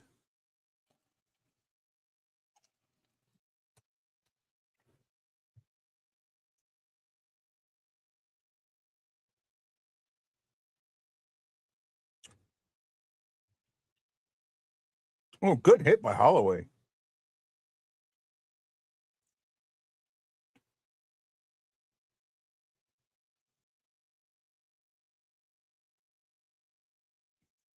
Yeah, sorry about that, AC. Justin, we're working on getting Justin a goal button. We actually are.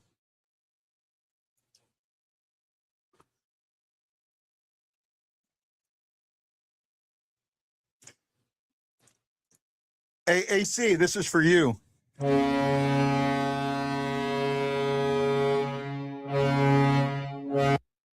That's for you, AC.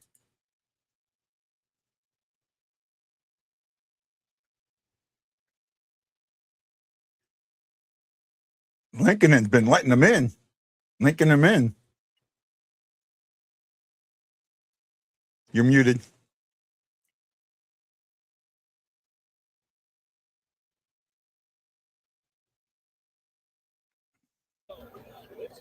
I've been wanting them they're kind of expensive, but I've been seeing them on TikTok and everything like that. I've seen them sometimes. I don't know if they're legit, but there's this website that sells like goal horns, Yeah. and they have a gold Blues. light. Yeah, I want one of them things. One of them Blues goal horns. Those are cool. Yeah, you connect it to a team and it goes off when there's a goal. Yeah, that would be cool. I would love one of those. AC says if he's not fully trained on goal horns, maybe we can start him off with the kazoo.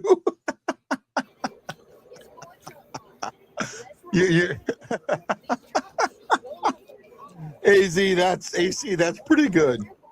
That's pretty good.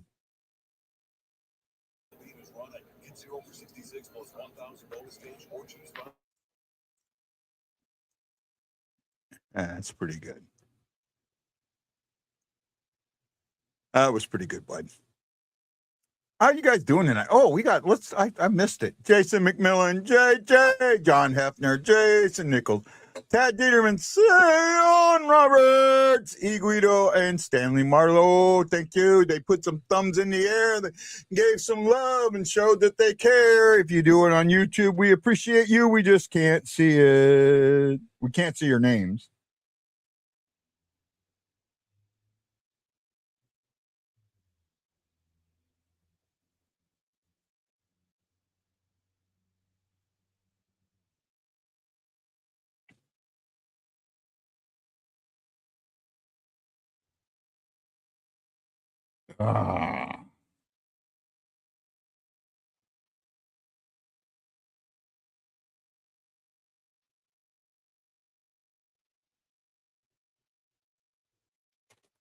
We having fun out there in YouTube and Facebook live land. 2-0 Blues as we move through the second period. 6:34 remaining. Been a quick game. Not a lot of stoppages. Moving.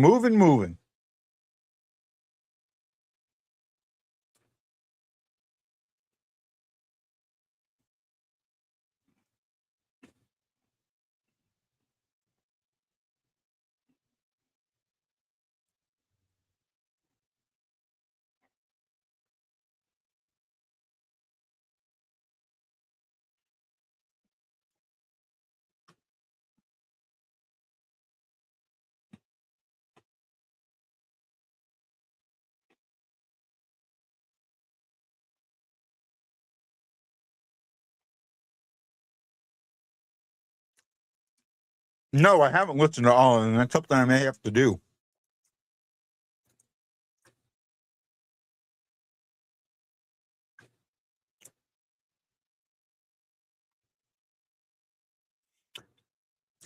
I got to be honest. The one I like the best, and I don't know if you could call it a goal hunt, but I love the Blue Jackets cannon.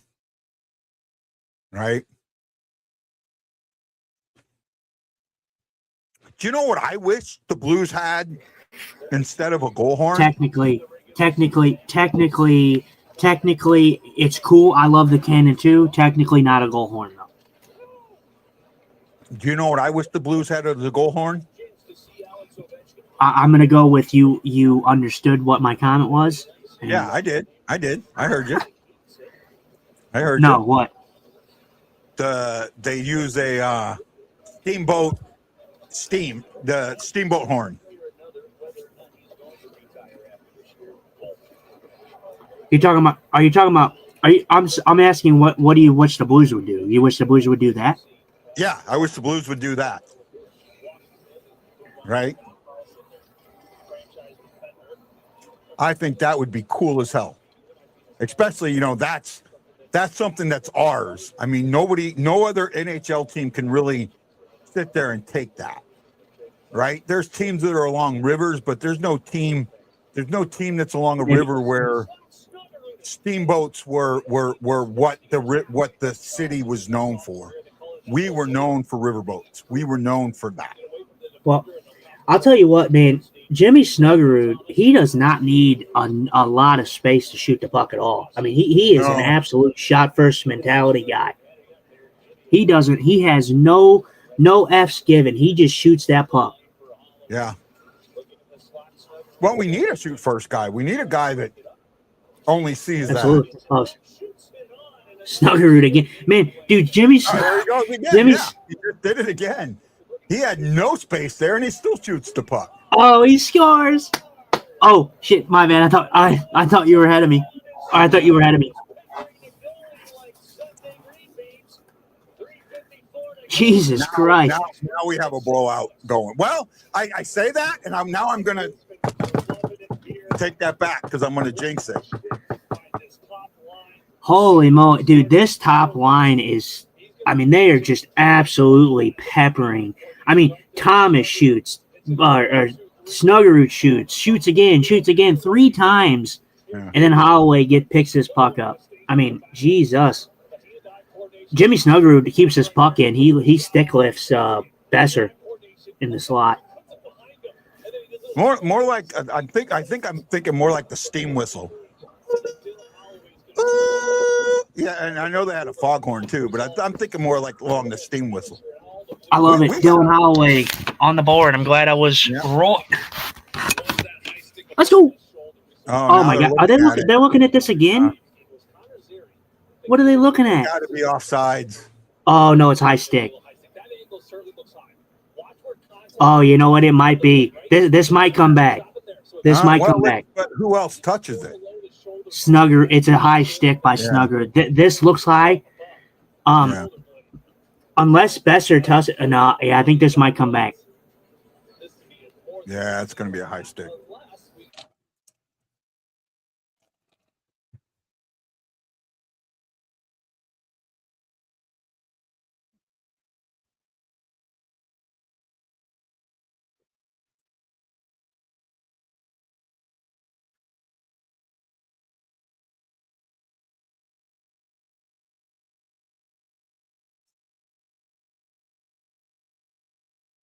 Yeah, I have a feeling this is coming back when you look at it. If he would have touched it again, it would have negated that. But or Vancouver would have touched it, it would have negated that. But the next one to touch it is Bushnavid, I think.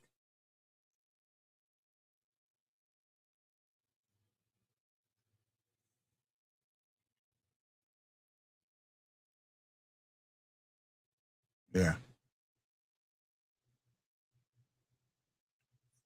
No, it's Holloway, but I think they're looking to see if Vancouver touched it.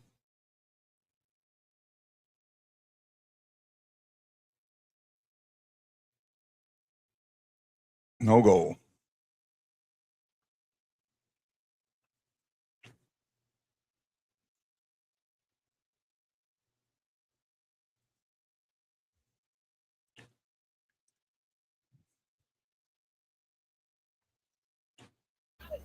I'm gonna have to. He's gonna get votes for Rookie of the Year. He's not going to be in the top 3, but he's going to get votes.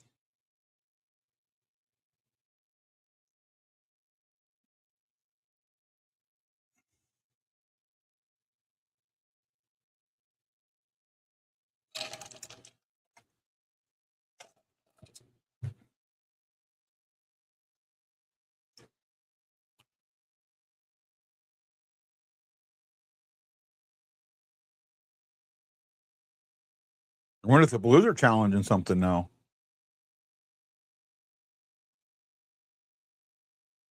No.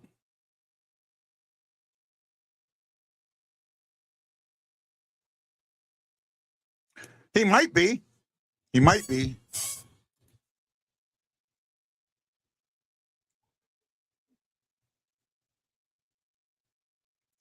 Killer instinct. We need it now. Let's show it. You lost the goal. Now get it back.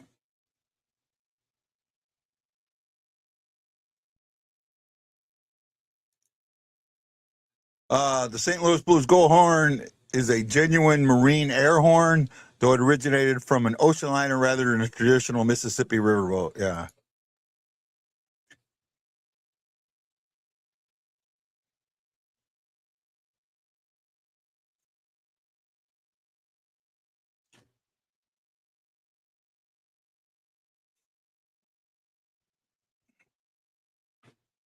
I've heard a steam. I've actually, seen and heard an actual steam whistle.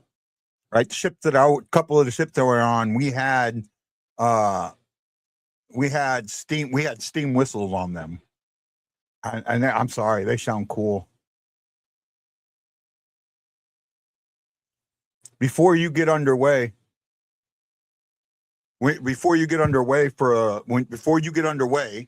they test everything. And one of the things they test is the ship's whistle, right? And before you pull into port, you test the ship's whistle. Or before you do a evolution, you test the ship's whistle. So I've been up on deck enough times to hear that. And it is definitely a cool sound.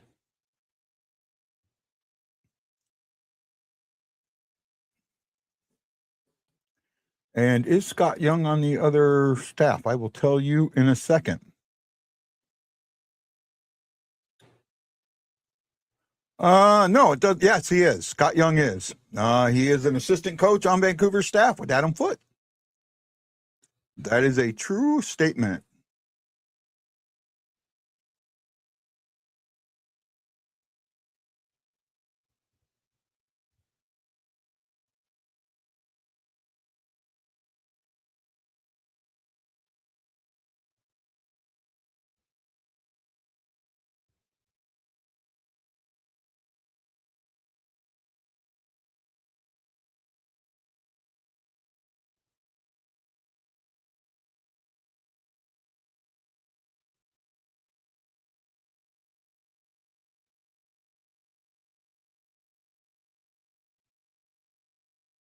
Oh, good job, man. Good job, Jason. Let me see here.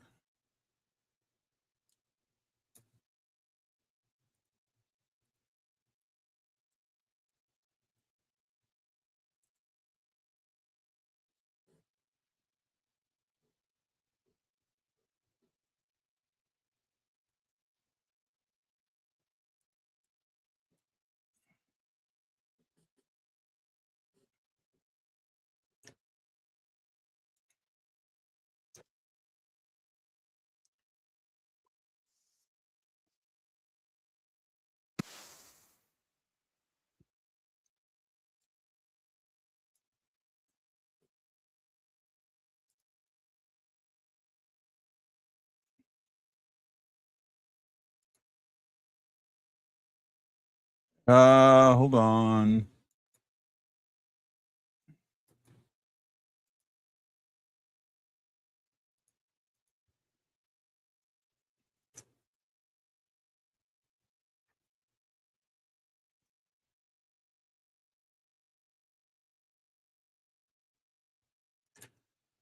Tell me how this would be if this was our goal horn.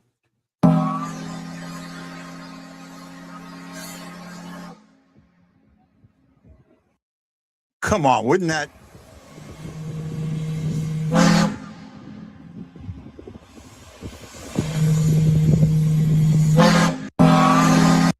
Wouldn't that be a cool goal horn? I'm sorry, I think it would, man. I think that would be an absolute cool goal horn. Rob Powell, thank you, buddy.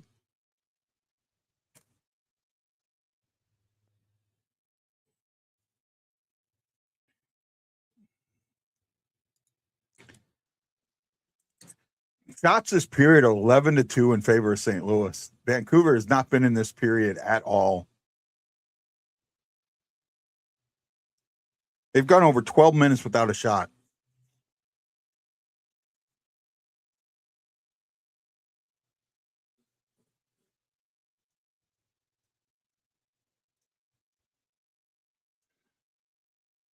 Oh, Kyrou just had wide open net there, and he just couldn't get it. That should be our goal horn. I'm sorry, man. That just, if you could replicate that, right? I know it's not easy to replicate, but if you could replicate that, absolutely.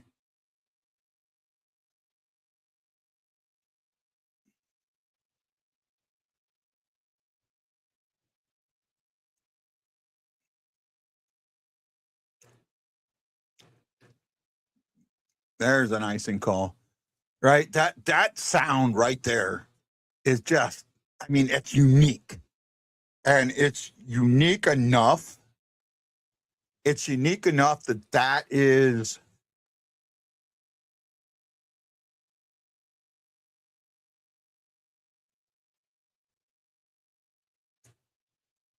so that to me, that would just be it. That, and like I said, it's unique to us. It's oh no. Mayu, very good back check. Very good back check there.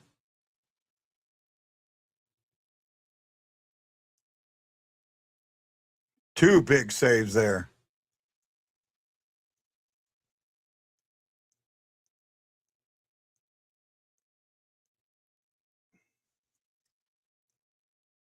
Well, now Vancouver's finally showing some life. Blues got to take it back from them.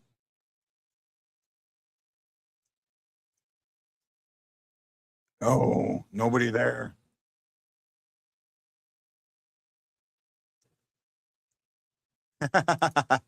I get it, and I do know that our air horn is special too. But you know, I think that if you, I mean, you want something that's unique to you, and the name another city where steamboats are synonymous with the city that has an NHL team. I can only think of one other city, one city where steamboats are more synonymous than St. Louis. And that city doesn't have an NHL team. Anybody can think of that city?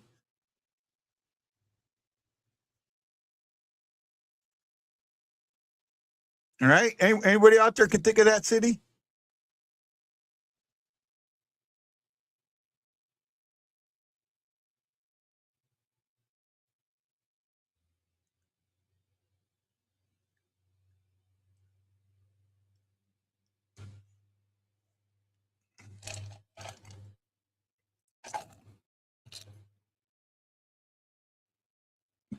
Got a little way to go.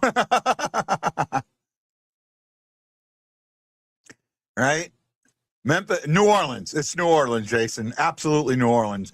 Memphis. I don't think Memphis is synonymous with the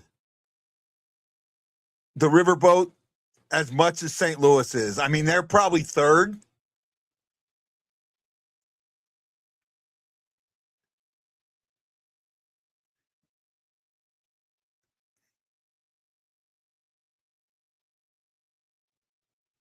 Wow, that hurts. Oh no, Besser goes in. Okay. Oh no, that yeah. I mean, okay, weak call, but I'll take it.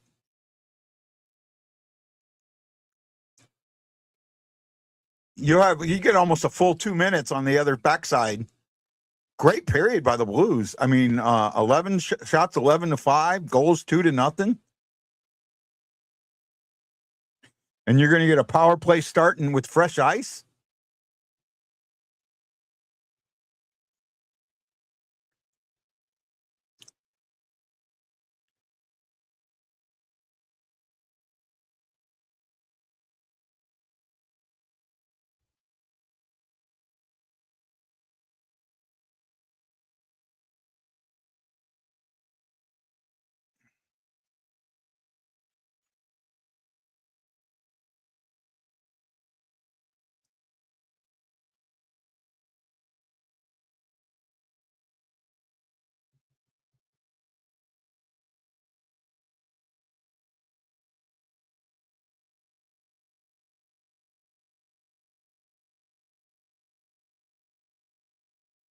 Oh, man, that just went away real quick. I just lost it. Since the smokestacks are part of the red scoreboard, yeah, okay, that's true. But and I get that, but again, would you associate when you think of riverboats? Who do you what city does that associate with?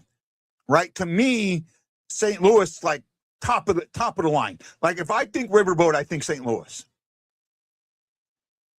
right? And again, there are some other river cities out there that, you know, riverboats probably played an important role. But I just think, well, not only that, what would I forget where it was. I think it was somewhere in Missouri. They found a riverboat in the where the river had shifted, it had sunk and the river had shifted. And then they found that riverboat dug in, right? That stuff to me is like super cool, right? And who remembers, this was a few years back.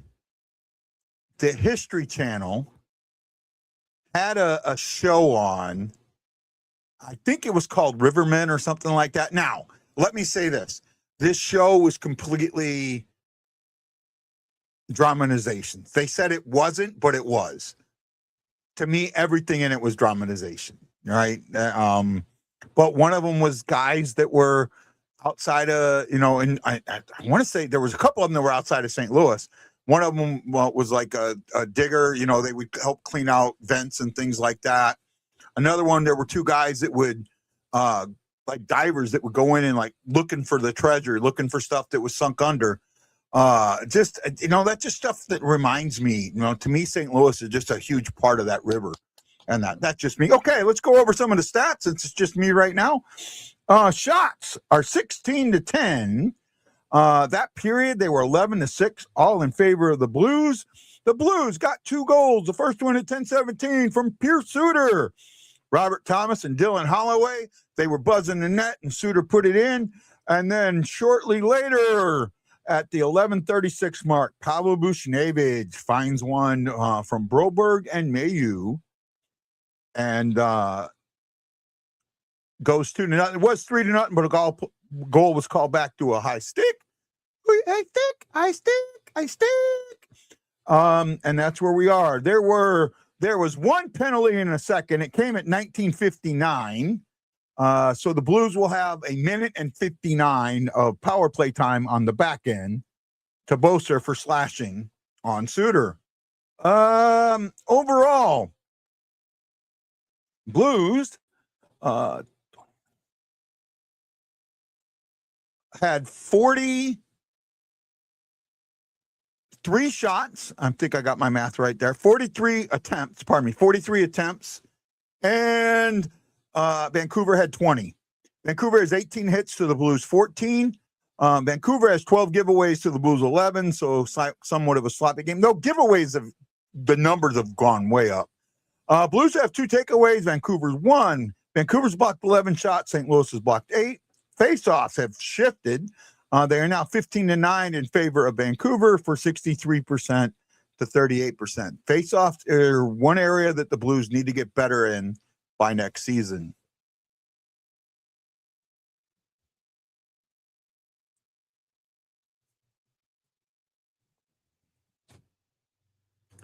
Anybody else there? Hello? No, they actually added a second on. They made it 1959.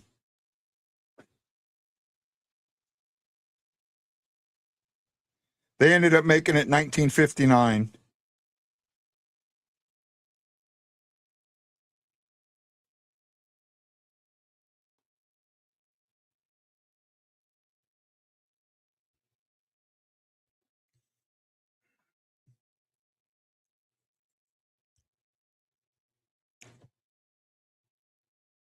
Yeah, they ended up adding a full second on. So, sorry, Dathan. Just making sure we're caught up to date. That's all.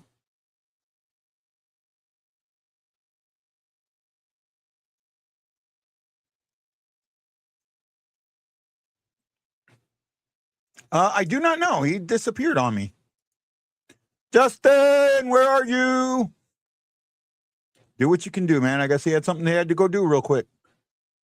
We'll get it.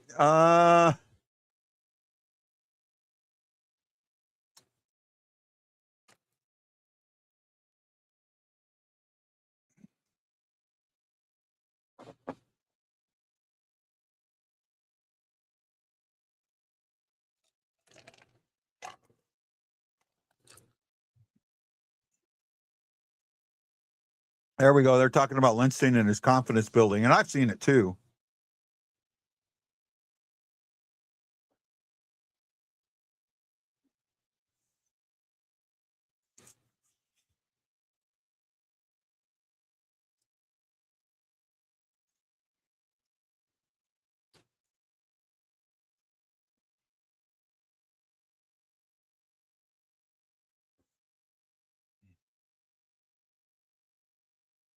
Hi,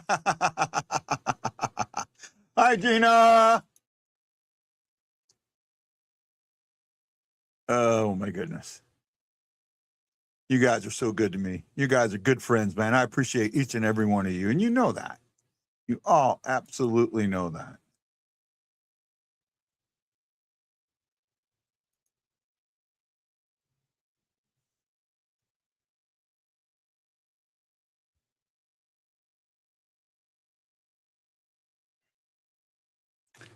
Are we having a good time today? Are we?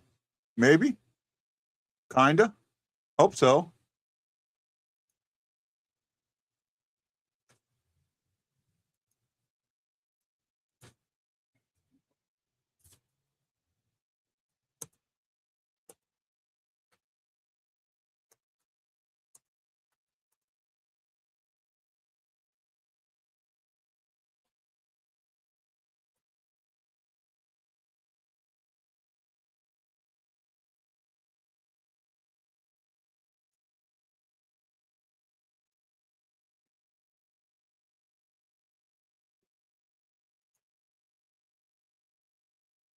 Trying something here real quick.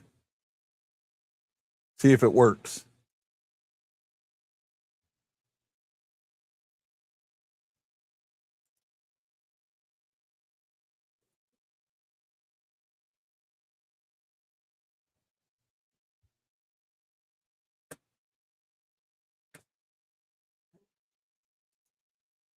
Here we go. Let's see if this works.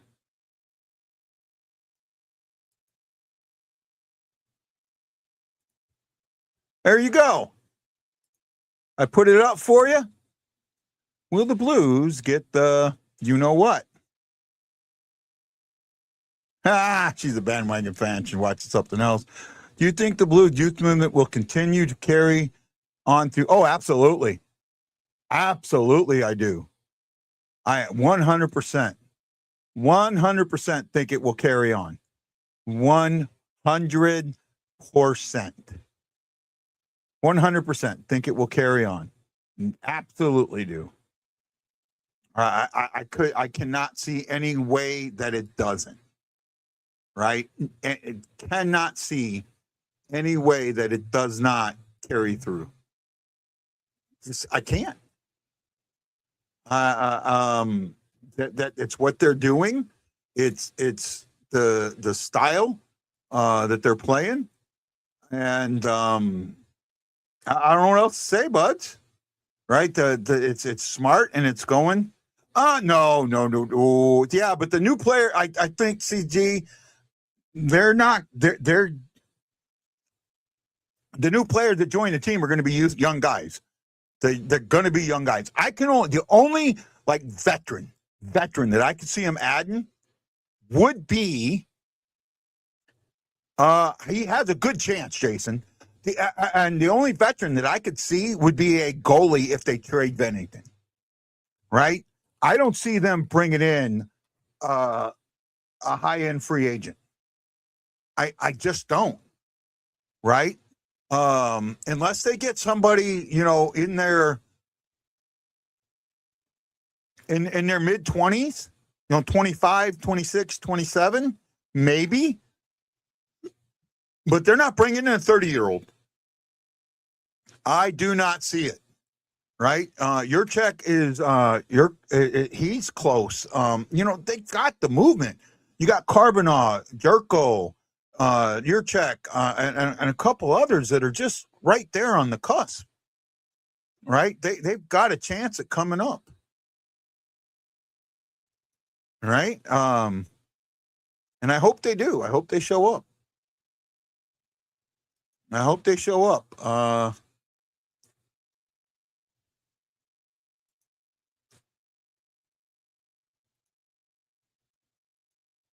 Well, we'll see.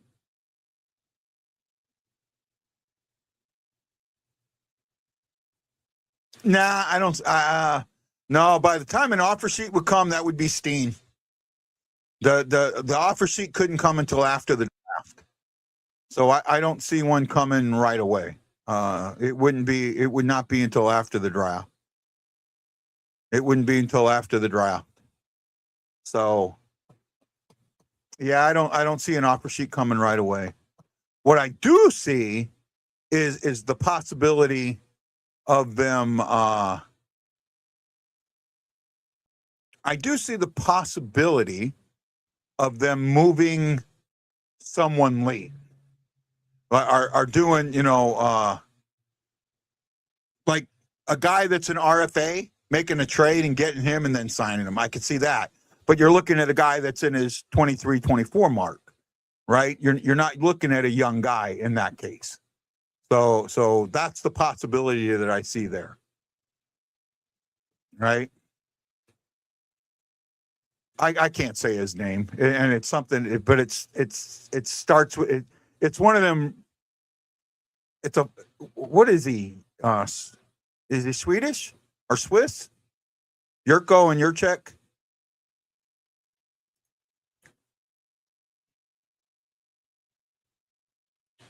So it's spelled Adam. I got it. I can't. J-I. Oh man, I can't even. Here, let me see. Make sure I can pull this up. Jiricek. Yurchek. Right? Yeah, it's Adam Yurchek. Yeah. Right. Yeah.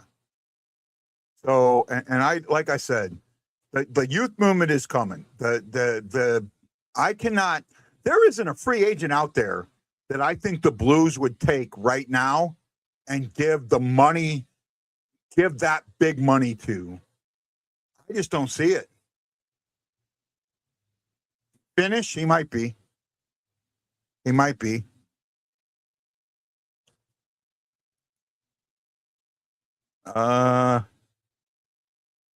Czechia.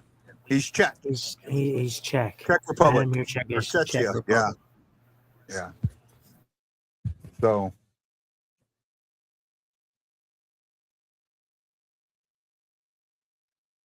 Looked it up for you guys.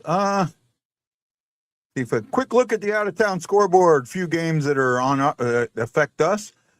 Penguins get a shootout win, 5-4 over the Jets. Predators now move into a playoff spot, 4-1 over the Knights. Wild get a overtime win, 2-1 over the Stars. And then the Sabres get a 4-1 win over the Kings. The other game that is in process right now, there's a couple games in progress. Oh, wait a minute. Did I read the wrong scores? No, I didn't. Okay. Oh, man. I just lost everything. Sabres 4-1 over the Kings. Flyers 4-1 over the Sharks. Blue Jackets 5-2 over the Kraken. Canadians are up 3-2 at the end of 2. And the Senators are up on the Maple Leafs 3-1 at the end of 2. Jets get at the end of 1. The Red Wings and the Bruins are tied at 0. Hey, Show Me State Fishing. How you doing? Kelsey, how you doing? It is 2-0 Blues. We get ready to start the third period with the Blues on a power play. 2-0 Blues at the start of the third period. I don't understand how that's not goal interference. Say again, Justin? Said I don't understand how that. I just looked at a play that happened in the Pittsburgh and Jets game, and the Jets scored, but the Jets player pushed a Pittsburgh player into his own goal. He flew out of the net. He got hit, steamrolled, flew out of the net, and then the puck ended up going in the net. So I don't understand. I don't know. I must not understand a lot because they were unsuccessful, I guess, on a challenge on that. So I don't know. It's interesting. Hey, Show Me Fishing. It is. I think you're watching it. You should be watching it right now. It's a BlueNote fan report. That's what you're watching. It you should be. Well, you're watching on YouTube, so you should be watching the Blue Note fan report, right? I did check your channel out and I subscribed to it. I did.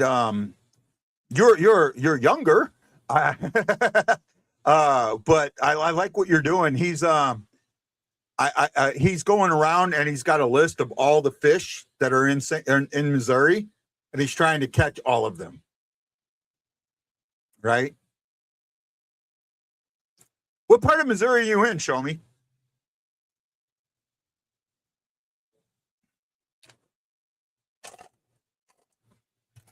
I think you told me before, but I don't remember. What poll do we got going on here? What is this? Will the Blues get the? And I'm not going to say the word. Yes or no. I was just going through the little side boxes there and saw it and said, "Hey, maybe I'll do this." Oh. There you go. All right. See. I don't think people can vote in it. Yeah, it says type 1 or 2 in the chat. So, it's something we can start doing in the O'Fallon. Okay, I know where O'Fallon is. Yeah, I know where O'Fallon is. I'm from Maryland Heights, so he thinks we're gonna get it. Show me he thinks we're gonna get it. What I'll tell you what I'm gonna do now. From now on, when it comes late, when it's late in the season, actually show me. I kind of want to go. Well, no, you're a little more up that way.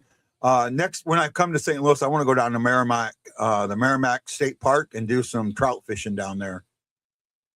Try and do some trout fishing down there. Gonna see if I can find me a pair of waders online or something, some used waders that I can get and try and go out there. And then I plan on going down to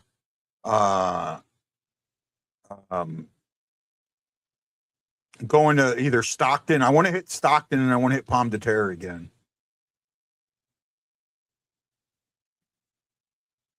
Right.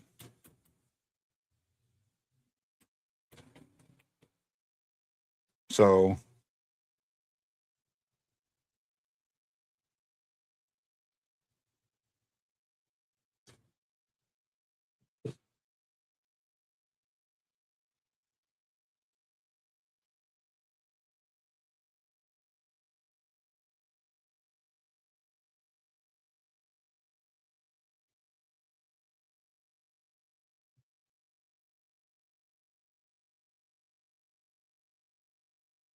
oh, by the way, I got to check something here real quick.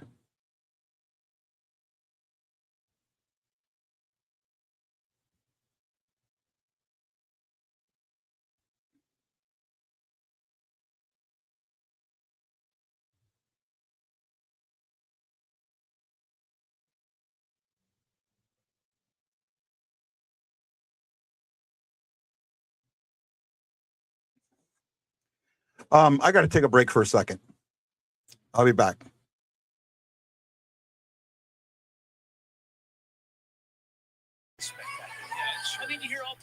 The Blues. I didn't catch the date on it per se, but the Blues take on the Washington Capitals, as we call them. Not seriously, of course. To anyone who's offended about that, sorry. The Capitals. They touted it as they're promoting it as neighbors versus Ovechkin, which is interesting.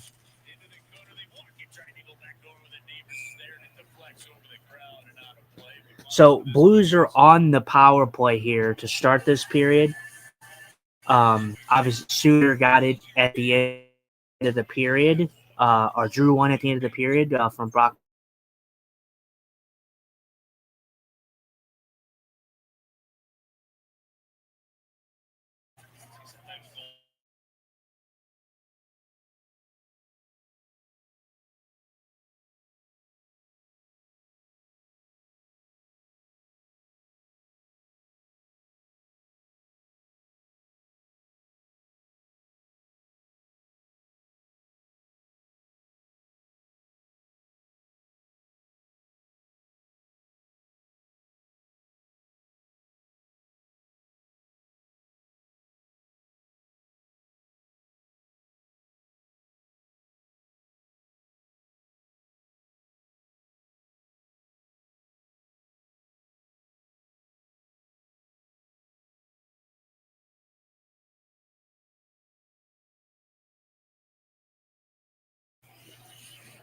You know, we talked about this. Myself and Guy, we talked about how the Blues just haven't had the opportunity to kill enough penalties. So it kind of that's why the numbers were so low. It felt like because the Blues are playing good on the penalty kill. Does it feel like that for anybody else? I know the Blues power play has struggled, but it's almost like I want to say like the Blues just have not had the enough opportunities to really get their power play to click at a consistent level. Like, does anyone else feel that way about the St. Louis Blues? Because that's what it seems like to me. Just seems like they don't get enough power plays to really make a difference, anyways.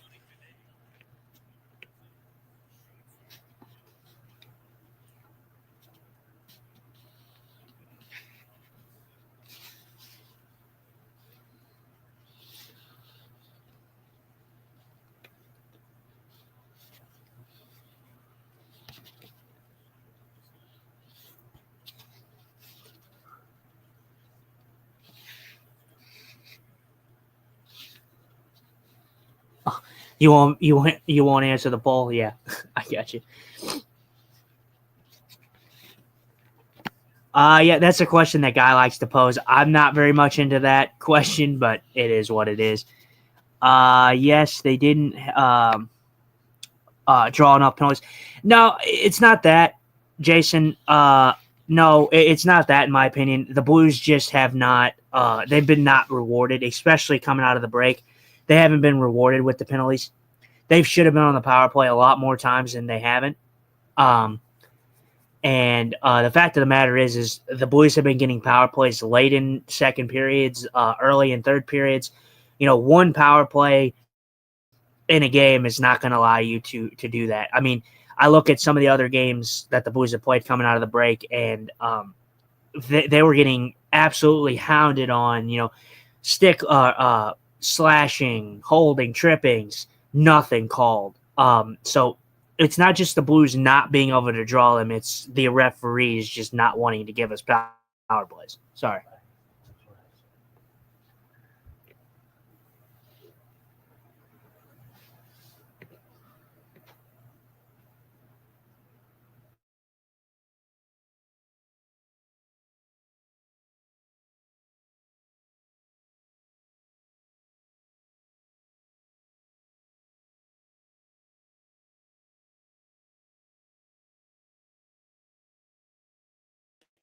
Okay, I'm back. Sorry about that. What do we got here? I guess they didn't do well on the power play.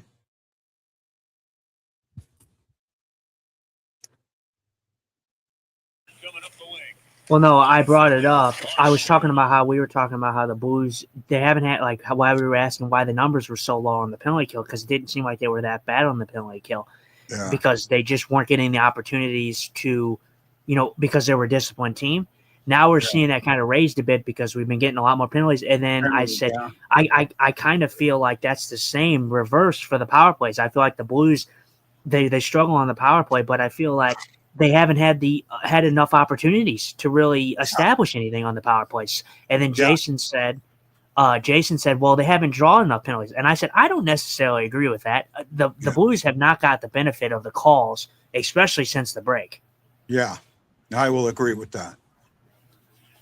Though we did get the benefit of the call with that hook. I mean, it was a hook, but it was a weak hook. I mean. What, the one at the end of the period? Yeah. Yeah, no, yeah, that's what I said too. I said it was weak, and no, it wasn't a hooking; it was a slashing. Well, they called that's slashing, what they should. but it was actually a hook. So. Oh, well, whatever. Yeah, it was a weak one, but yeah, the Blues have not been the benefactor of calls though at all. Oh wow, that was a good thing he missed that shot. So. Yeah, and that's what I think a lot of that has to do. It just feels like you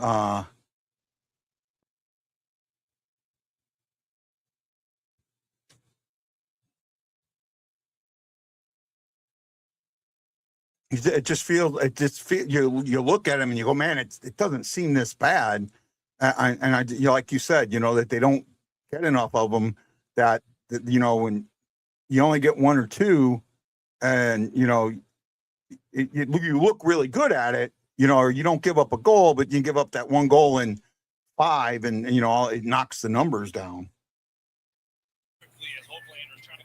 Yeah, I mean, like I said, the Blues power play is something that they got to work on for sure. And I'm not saying that it's an excellent power play, but the fact of the matter is when the Blues are getting power plays late in the second period, in the third period, and it's their first power play of the game, they're not going to establish any type of momentum. They're not going to establish any type of stability on the power play when you get one power play in a full 60-minute game. Yeah. Well, they've had 2 this one, and they've only given up 1. So, which it's been better this game. But that's been the case though, because the Blues have never been a very undisciplined team. They've always seemed to be pretty disciplined for the most part. So, at least in recent stretches, I mean, they're definitely touted as one of the more disciplined teams. They're always up there with one of the most disciplined. But it's just weird how that works out, where this team that is so undisciplined is taking so many penalties when that's literally not their MO. You literally don't. It's just about who and what they're going to call. Yeah. No, I get it. I get it.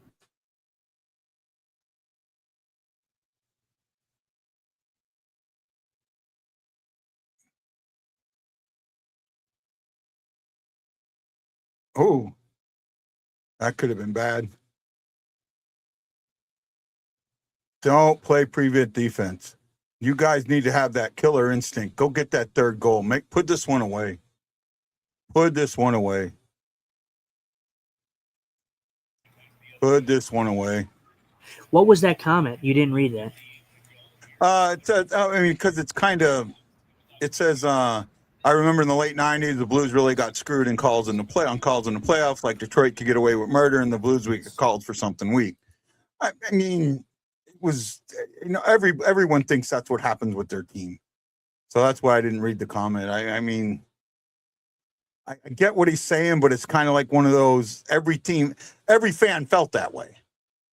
Every single fan felt that way. I remember ESPN had these commercials, and there was one, it was with Brett Hull and Brendan Shanahan, and they were talking about how you got to play through injuries and that.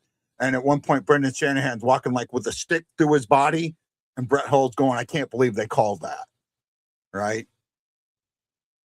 So I wonder if I could find that commercial. That would be a funny one to find.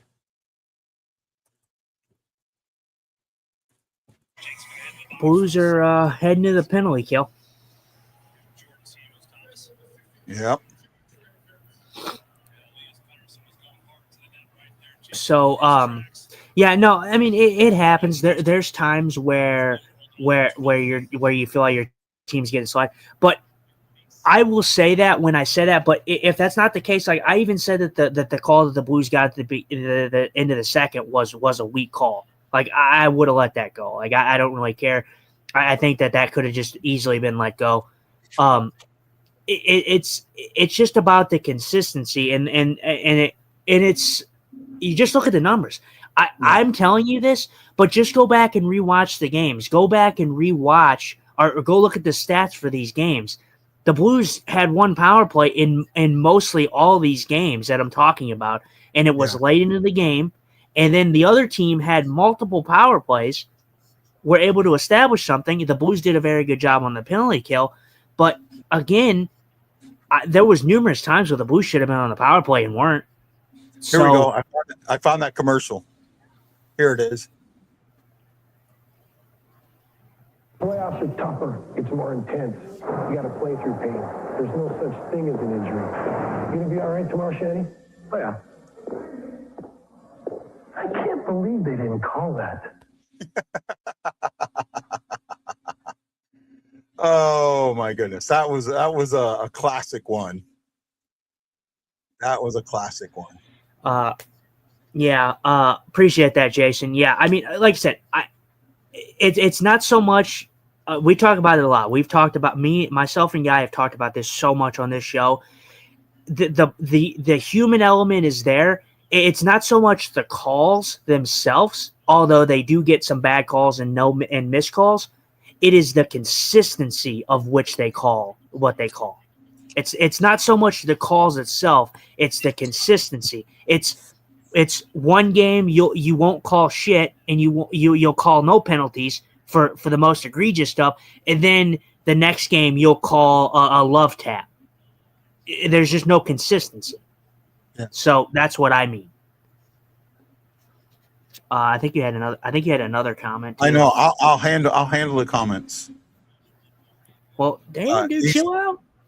He said, "Yeah, it was. I remember that." I was talking about the commercial, and Kelsey said, "Gosh, I love those commercials."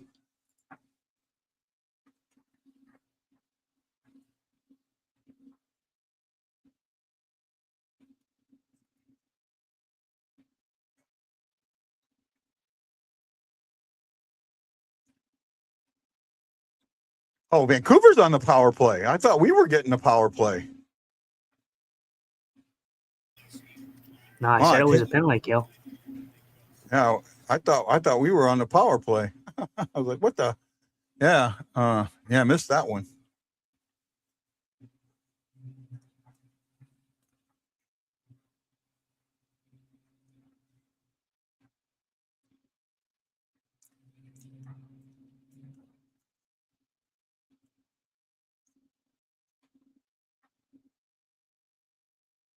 Damn it, there it went. Oh, well. Yep, there you go. 2-1 for the Blues, but Vancouver capitalizes on the power play. Wow. I don't think this is tipped. I would assume that this is tipped. I could be wrong. At least I would hope it would have been tipped, because if it's not tipped, I would. Yeah, I think this was tipped. I would be shocked if this just went in clean, because if that went in clean, that would be a bad goal for Bennett. Yeah, but I think it was tipped or not.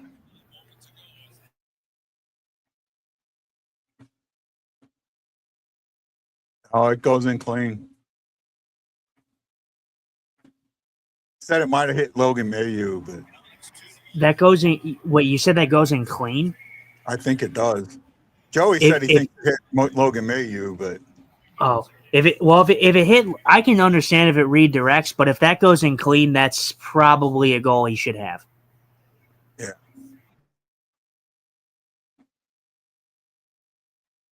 We were way ahead of you.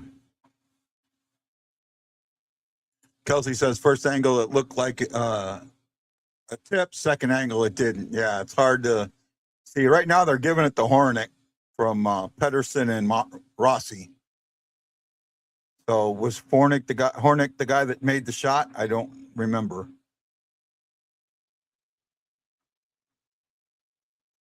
I think he was, so.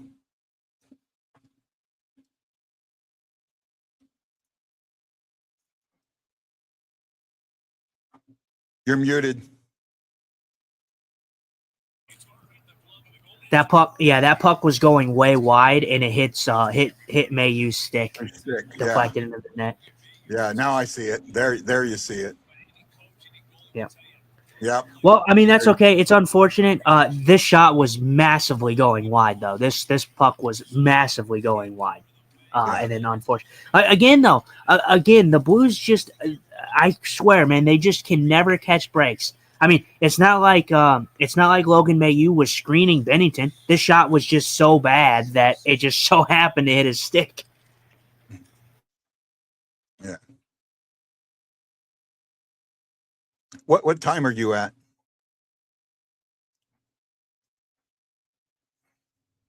$8:40 or 9:45. Okay.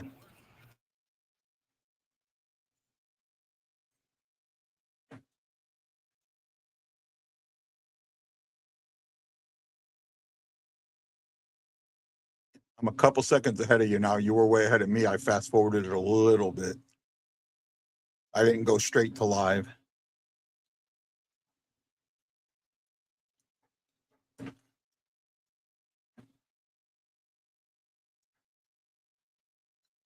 This is where the killer instinct's got to come in.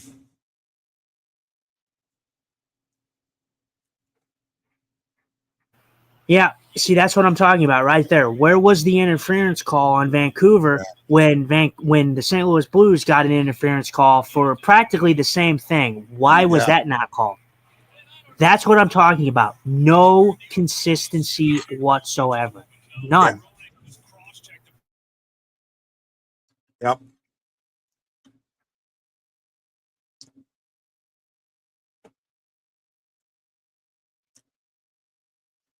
Don't know yet, Jason. I mean, it's possible they have, but they got a decent team, so you never know.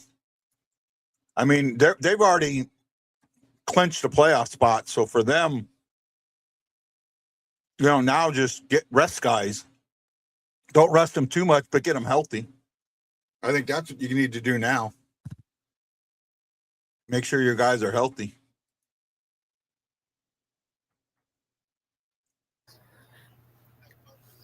Colorado's a team that's gonna show with depth. Yeah, they got Nicholas Waugh, they got Kadri at the deadline. They got more depth there, but it's gonna come down to it. It's simple as this. It's gonna come down to Nathan McKinnon and Cale Makar, like it usually has. It's gonna come down to those guys. If those guys are shut down, how is Colorado going to fare against a team like Dallas? How are they going to fare against a team like that who has the capability of shutting top players down and winning close games with a great goalie in net and Ottinger? So it's going to come down to goaltending and whether or not Nathan McKinnon and Cale Makar can get the production that they have. Yeah. That's what it's going to come down to. Yeah, I agree. Absolutely agree there.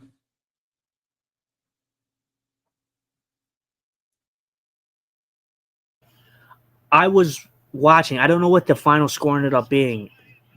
Colorado ended up playing Chicago yesterday, and Colorado won the game easily, and they were outplaying Colorado.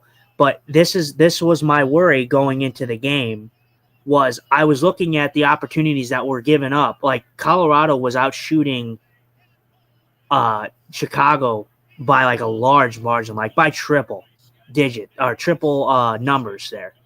And Chicago was getting opportunities, odd man breaks, good chances, out throughout. At one point, the shots were like 39, I think, to like 11. And Chicago was still in the game. Eventually, it got away from them. But the fact of the matter is Colorado gives up too many good chances defensively. It ended up at one point it was 35-11. I don't know if it got to 39. It ended up being 49-20. It was 2-1 at the end of two. Very early in the third period, Colorado got a power play goal from Kadri that made it 3-1, and then they got a late goal, or they got a goal at the 8:34 mark. So yeah, that covers that.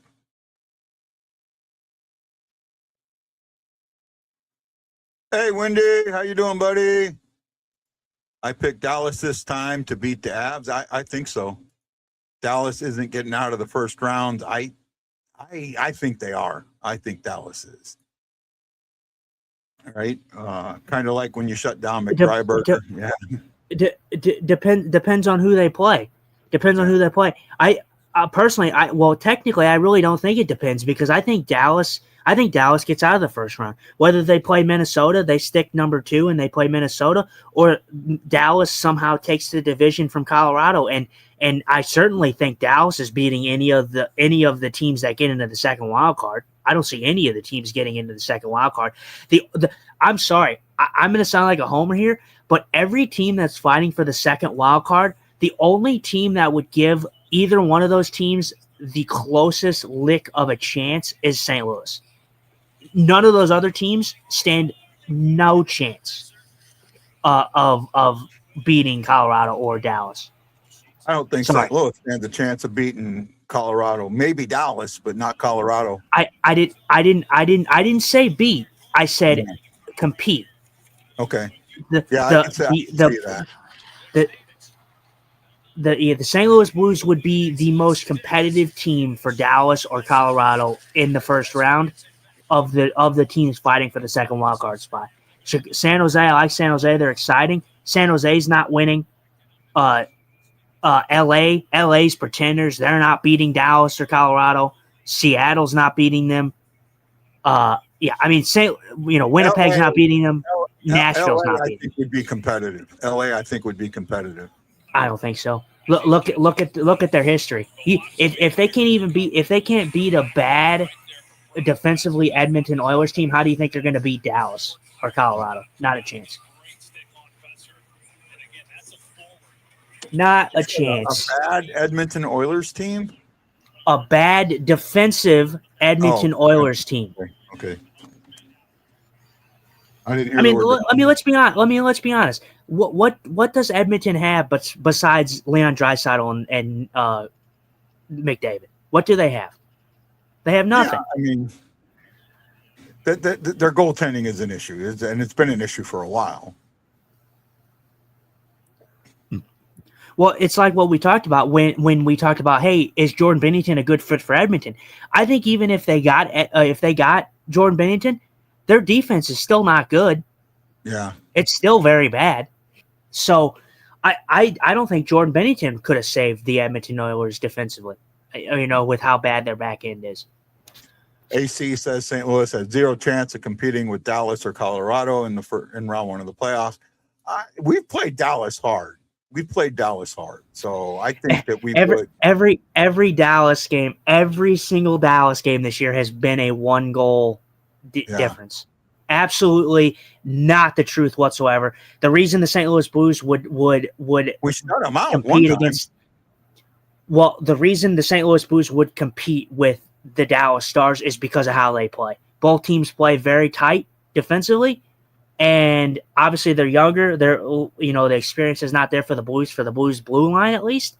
So I'm not saying that they would beat either Dallas or Colorado, but the Blues would give them a run for their money just because of goaltending alone.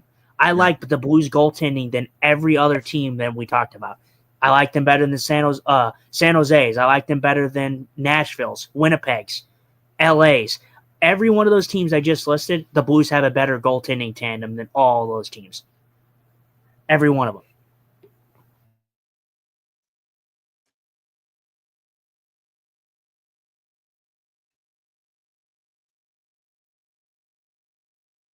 Well, we're at the 5:10 mark, so I could see them pulling the goalie around the 2-minute mark. Unless the Blues can figure out how to get that third goal.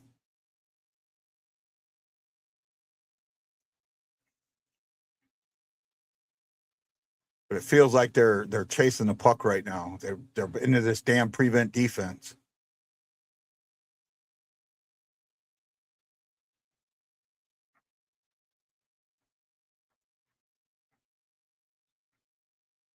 Yeah, they're in this prevent defense. They're not trying to control the puck. They're trying to get it out of the zone. And in doing that, you're putting it on the other player's sticks.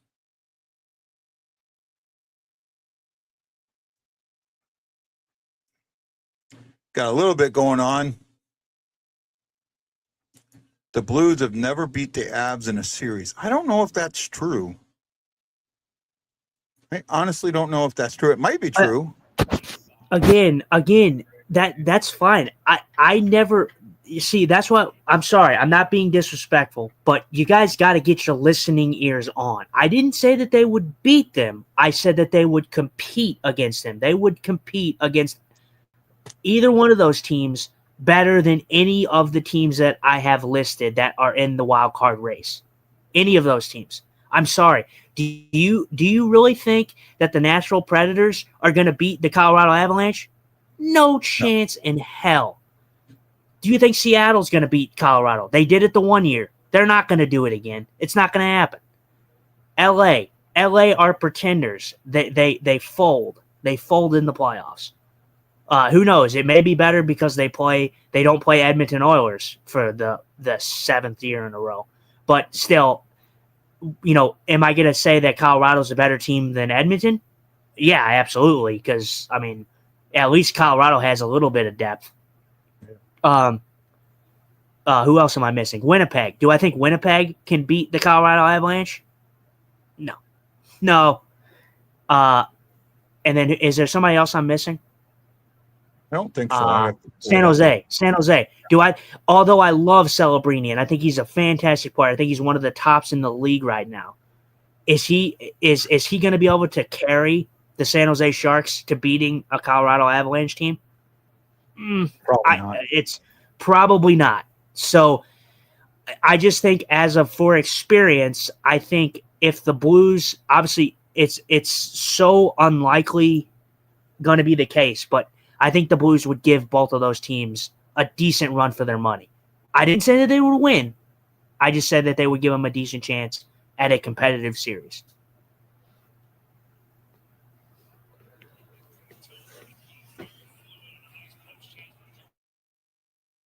We've only faced the Avs 3 times in the playoffs. I thought it was more than that.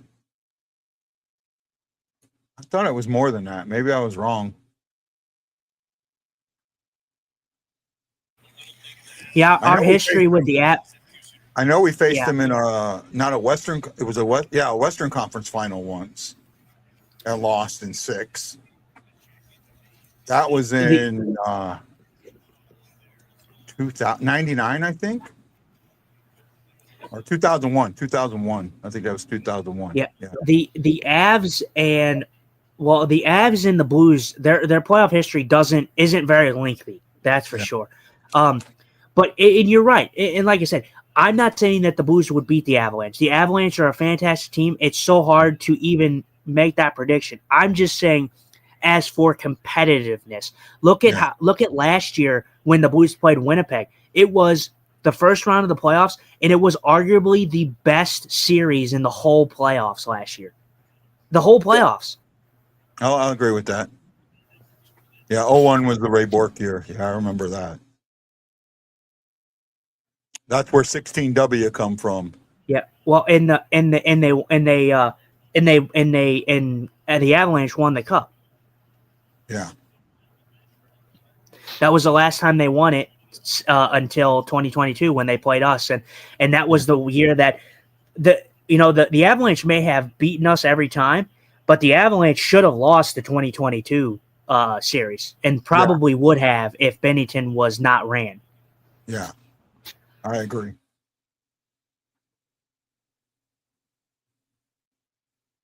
Three minutes and 15 seconds to go. That was a very weird number that you just said. You said 3 minutes and 15 seconds to go. Well, I looked at it, and then when I looked again, when I caught it again, it had dropped a couple of seconds. So started saying 15 one seconds. And another. So.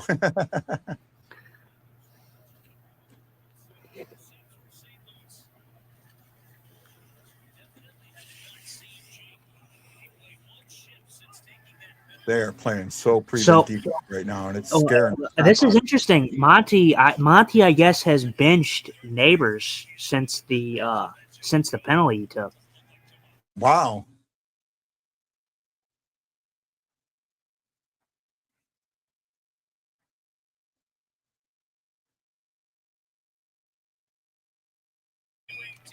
There you go. There's your there's your power play, and that was definitely a power play or a penalty.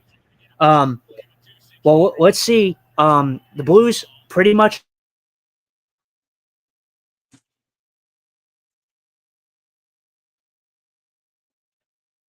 defense. Wow. Well, here, let me look at this. Oh no, it was. Oh yeah. They're calling. Okay, they didn't call a trip. They called a cross check. Yeah. So,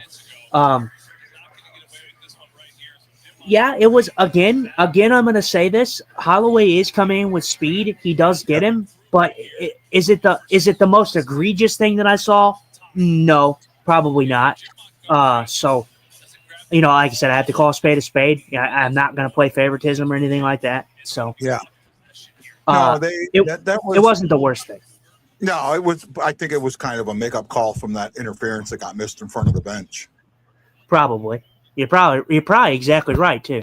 Probably. Right. Jason says, "Oh, I agree. Was not disagreeing with Justin. Was just stating they had never beat the Avs in a series." I actually didn't know that. I thought we had beat the Avs in a series.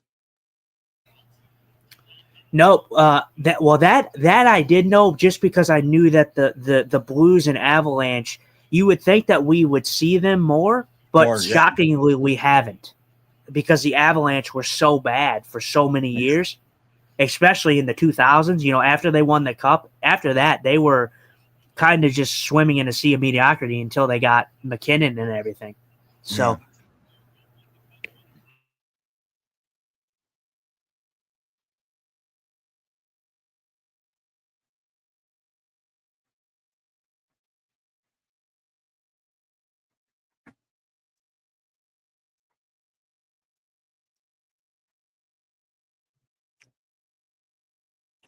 Uh-oh. No. Good move, Broberg.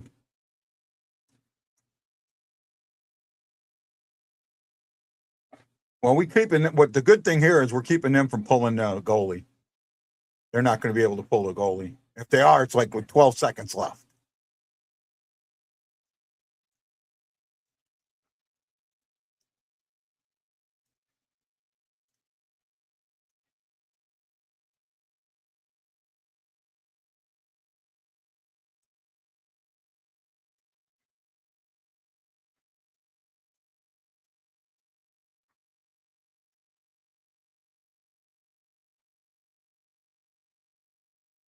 Oh. Yeah. Oh, they're pulling him.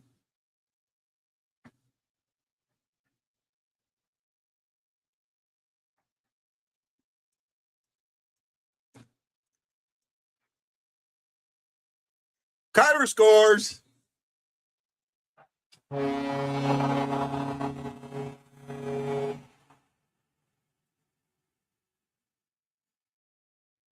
There we go. Bush Navy gets it to Kyrou. Kyrou puts it, and he's not smiling. He's not making a big deal out of scoring an empty net goal. Very, very, very unselfish by Bush. Bush could have put this puck in the net. Unselfish play by Bush there.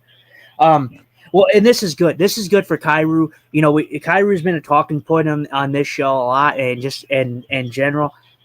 Kyrou, he gets an empty net goal. It is an empty net goal, so you're not going to celebrate too much. But that may be good because Kyrou has been snake bitten as for the goals. The goals have not been coming for Jordan Kyrou. Yeah. So agreed. But man, look at the speed though on Bush. So he flew. I was like, man, is that Bush out there? That guy flew. Yeah. Got a good break there.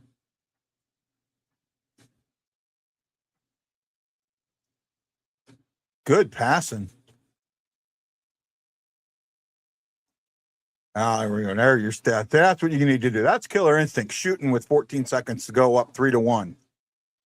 I got to give Torpachinko credit there. That was a good shot. That was a good way to go.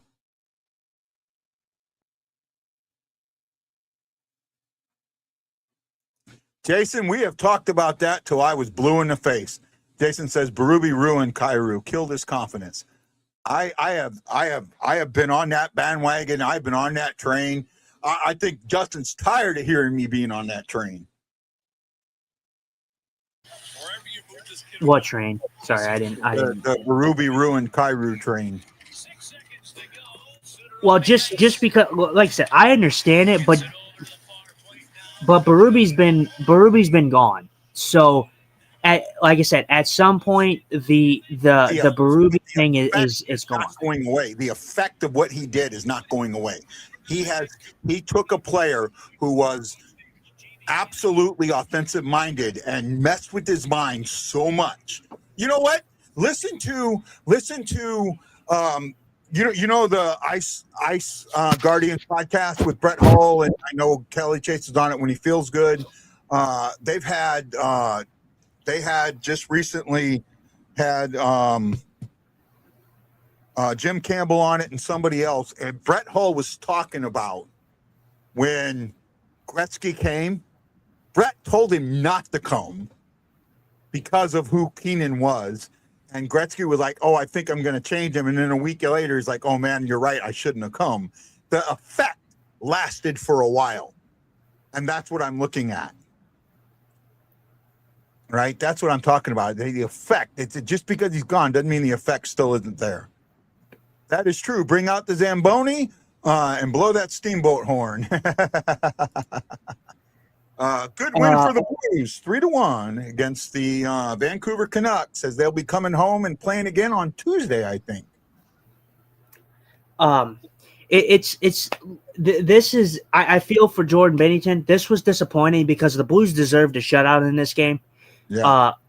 Vancouver pushed back a little bit. You would generally, it's kind of like a stay. It's like when the team is down, when the other NHL team is down in the third period, they always come with a push. They usually always come with a push. So seeing a team come with a push is not surprising. I didn't think that Bennington was heavily tested in this game, and it's disappointing because he deserved a shutout in this game. Yeah. Just for the sole purpose that the goal that actually goes in the net is a puck that should have went like 15 feet wide of the net, and it got deflected off of Mayhew's stick. So I feel for Jordan Bennington. So yeah. Right. Well, that's all she wrote, folks. Blues end up winning 3-1. Shots were 21-15. They were 5 apiece in that period. Each team had a goal. Hornet got a power play goal from Peterson and Rossi at the 8:32 mark. And then Jordan Kyrou gets an empty net power play goal from Buchnevich and Mayhew at the 19:12 mark. I'm really talked out for today, man. I don't really want to do much of a post-game show. Are you cool with that? Yeah, that's fine. That's fine. We will have to start doing a little bit more because we have most of these shows we have been just cutting it early. I want to shout out to whoever does the Blues media though. I loved it when they did the second period intermission. Someone on the Blues Twitter put 3 Pedersens, 2 allowed goals, and 2 disallowed goals. I love that. That's good. That guy deserves a raise. That guy deserves a raise, please. But yeah, no, that's fine. We can do the usual shtick. Yep. Only one way to close the show, Justin. Where are the girls? Where are they at? What are you wearing? A Canadian tuxedo. And I'm a hockey player. Let's go Blues. Let's go Blues. Let's go Blues. And I want to know who's late for dinner.